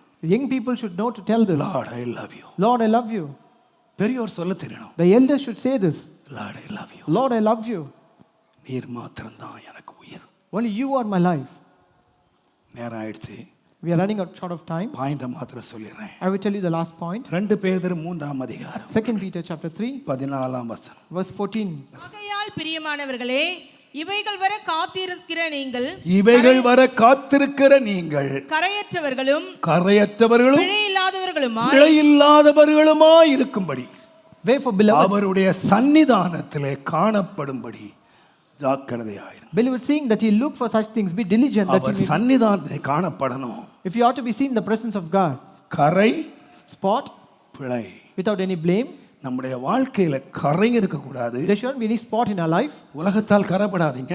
We should not be மாம்சத்தால் கரைப்படாதீங்க. Do not be spotted by this world. உலகத்தில் கரைப்படுத்துகிற எந்த காரியத்தாலும் தயவு செய்து கரைபடாதீர்கள். Do not be spotted by anything that may spot you in this world. கரை என்று சொல்லுகிறது உடனே தெரியக்கூடியவைகள். The spot is the one which is visible to immediately. போன வாரம் ஒரு வீட்டுக்கு நான் போயிருந்தேன். Last week I went to a house. அங்க நான் ஊழியம் முடிச்சிட்டு சாப்பிட்டேன். After my ministry I ate there. ராத்திரி சாப்பிட்டு வெளியே வந்தேன். And I came out in the night. அந்த அது ராத்திரி ஒரு 9:30 மணி இருக்கும். That was a night 9:30 p.m. நான் வெளியே வந்தா I came out. அந்த வெளியே வந்த தம்பி சொல்றாரு, அங்கிள், My brother said, சிப்பாவுல சாம்பார் பட்டிருக்கங்கள். Uncle, the sambar is spilled on your அது எவ்வளவு ஒரு டாட் ஒரு சின்னதான். That is just a small என்னுடைய drop. வெள்ளை துணியில ஒரு சின்ன சாம்பார் ஒரு drop பட்டுடுச்சு. That is a single drop that was ரொம்ப spilled. கேர்ஃபுல்லா தான் சாப்பிட்டேன். I was very careful in eating. இந்த வெள்ளை சட்டைய உடனே காட்டி கொடுத்து என்னது? But it immediately showed me கரை. that is a spot. கரை பார்த்த உடனே தெரியும். Spot is visible immediately. பிழை பார்த்த உடனே தெரியாது. The error will not be seen immediately. Exam paper திருத்துறாங்க teacher. The teachers will correct the papers. அவங்க பார்த்த உடனே 108 பிழைன்னு சொல்ல மாட்டாங்க. They will not looking at it say at the errors.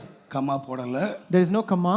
Full stop வைக்கல, The full stop is not kept. சாவுக்கு பதிலா கா போட்டிருக்க, And they have misplaced the letters. டாவுக்கு பதிலா பா போட்டிருக்க, Instead of A, they have given எழுத்து B. மிஸ்டேக் பண்ணிருக்க. There's errors in the letters. Mistakes எப்ப தெரியும்னு கேட்டீங்கன்னா, மிஸ்டேக்ஸ் It is பிழைகள் It is a mistake that is being seen. ஆராய்ஞ்சு பார்க்கும்போது, வாசிக்கும்போது As you examine, evaluate them, சில கரைகள் பார்த்த உடனே the தெரிஞ்சிடும், spots will be visible immediately. பார்த்த உடனே காட்டி கொடுத்துரும். It will be shown அது சின்ன immediately. கரையா இருக்கலாம், It might be a smaller one. காட்டி கொடுத்துரும். It is shown immediately. ஆனா But சில கரைகள் நம்முடைய வாழ்க்கையை ஆராய்ந்து பார்க்கும்போது கண்டுபிடிக்கப்படும். But some spots or errors will be seen only when you research and examine. பேதுரு சொல்றாரு, Peter says, ரெண்டு இருக்க கூடாது, you should not have both. கரையும் இருக்க கூடாது, There should not be any spot. பிழையும் இருக்க There கூடாது. should not be any mistakes or errors. ஆகையாலே தான் Therefore, 1 தெசலோனிக்கர் 5ஆம் அதிகாரம் 24ஆம் வசனத்திலே 1 Thessalonians 5:24, சமாதானத்தின் தேவன் தாமே the God of உங்களை peace, முற்றிலும் பரிசுத்தமாக்குவாராக. may he உங்கள் sanctify you. ஆவி, உங்கள் ஆத்துமா,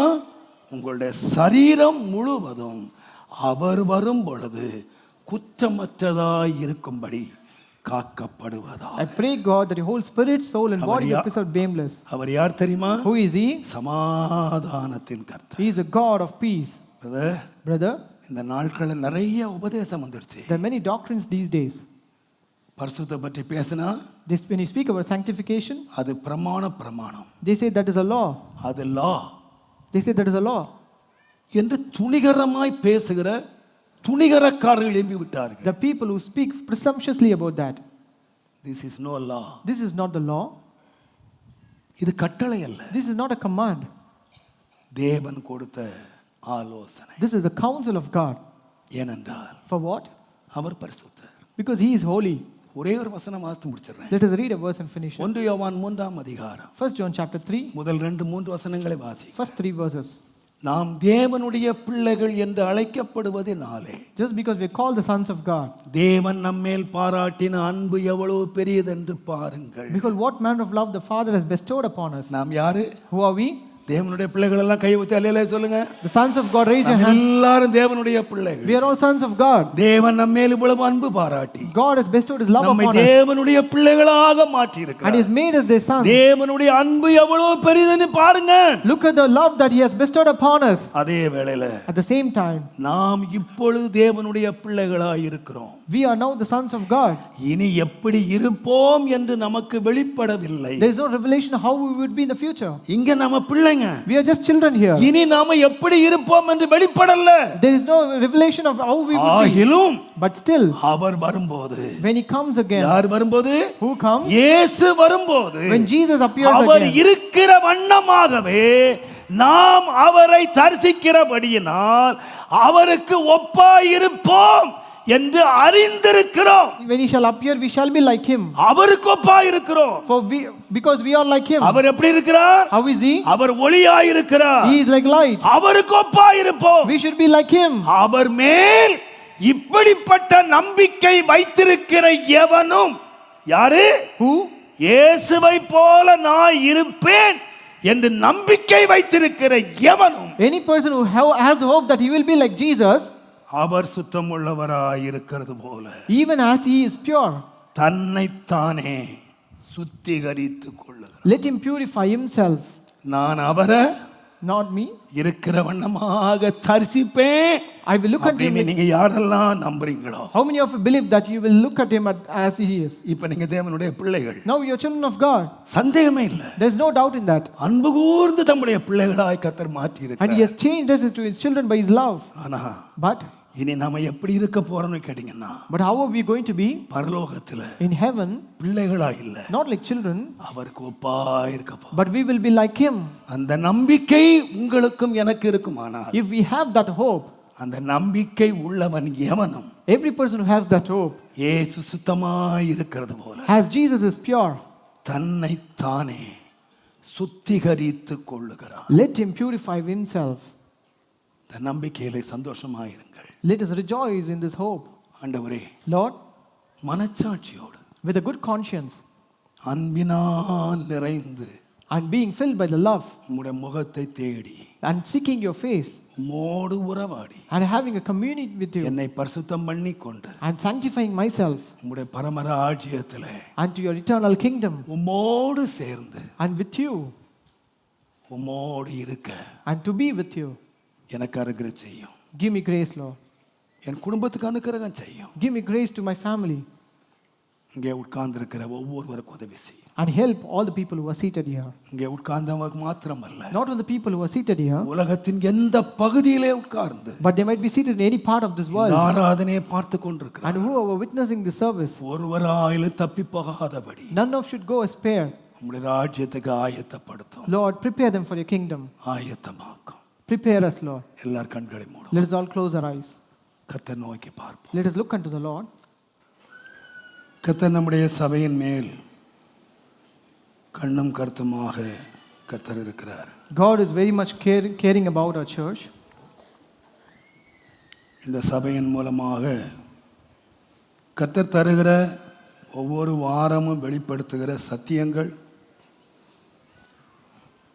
நமக்கும் அநேக ஆயிரங்களுக்கும் அவருடைய வாழ்க்கையை பரிசுத்தமாக்கி வருகைக்கு ஆயத்தப்படுத்த தேவன் சித்தம் கொண்டிருக்கிறார் என்பதை நான் மனதார விசுவாசிக்கிறேன். I humbly believe that God has great purpose for our church in the way that is giving the scriptures and the sermons every week and revealing the great truths of the Bible.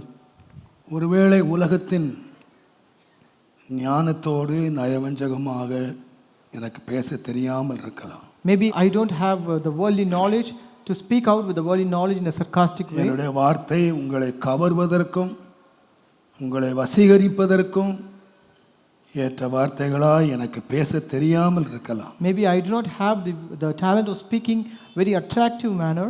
ஆனால் என்னுடைய உள்ளத்தை நீங்கள் அறிந்து கொண்டிருப்பீர்கள் என்று நான் விசுவாசிக்கிறேன். I believe that you know my heart. ஒவ்வொரு நாளும் என்னுடைய உண்மையான அழுகையும் ஜெபமும் The true prayer and my tears. என்றால் இந்த திருச்சபையை கர்த்தர் என் கையிலே எப்படி கொடுத்தார் என்பது எனக்கு தெரியும். I know how did God give this church into my hands. ராத்திரியும் பகலும் அழ வைத்து கதற வைத்து He made me to cry and pray all என் சரீரத்தை ஒடுக்க பண்ணி and also afflicted my body. கர்த்தர் திருச்சபையை கட்ட உதவி செய்தார். And God has helped me to construct and build this church. நீங்கள் எனக்கு மகிழ்ச்சியா இருக்க வேண்டும்.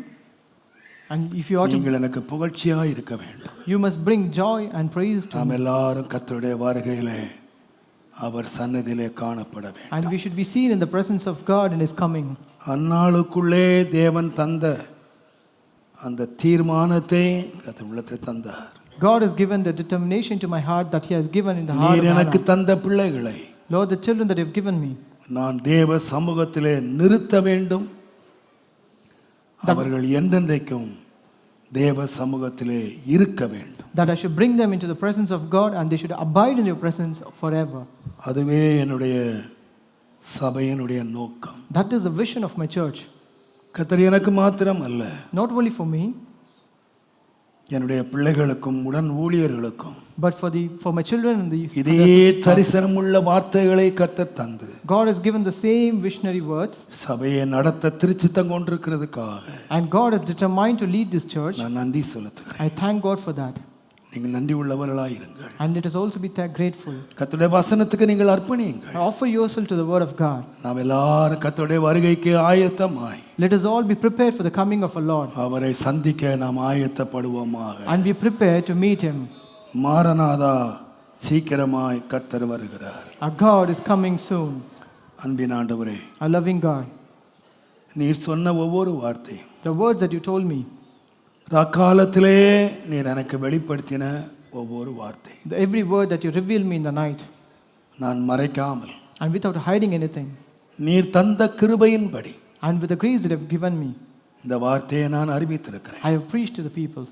இதில் என்னுடைய மாம்ச ஞானத்தை நான் கலக்கவில்லை. I did not bring up my fleshly wisdom into this. என் மாம்ச அனுபவத்தை நான் கலக்கவில்லை. I did not bring up any of my fleshly experience into this. மனச்சாட்சியோடு நீர் எனக்கு சொன்ன வார்த்தைகளை But with my conscience, the word that you have given me, திருச்சபைக்கு நான் சொல்லி இருக்கிறேன். and I have preached the word that you have given me, Lord. நிச்சயமாய் இவைகள் 100 மடங்காய் பலன் கொடுக்கத்தக்கதா. And surely it will bring forth 100 times the yield. இந்த வசனத்தை கேட்டவர்கள் the people that heard இந்த this word, வசனத்தை கேட்க போகிறவர்கள், and the people who are going to listen to this, இது எத்தனை வருஷம் வருகிற அத்தனை வருஷம் கேட்க போகிறவர்கள், and the people who are going to hear it for many years together, ஒருவராகிலும் அபாத்திரமாய் போய்விடாதபடி, none of should become unworthy, நாங்கள் எல்லாரும் உமக்கு முன்பாய் காணப்படும்படி and that we may be seen in before you, Lord. அனுக்கிரகம் செய்யும், Give us grace, Lord. உதவி செய்யும், Help us, Lord. ஆசீர்வதியும், Bless us, Lord. பரிசுத்தப்படுத்தும், Sanctify us, Lord. பலப்படுத்தும், Strengthen us, Lord. ஆயத்தப்படுத்தும். Prepare us, Lord. இயேசுவின் நாமத்தில் பிதாவே, In Jesus' name we pray.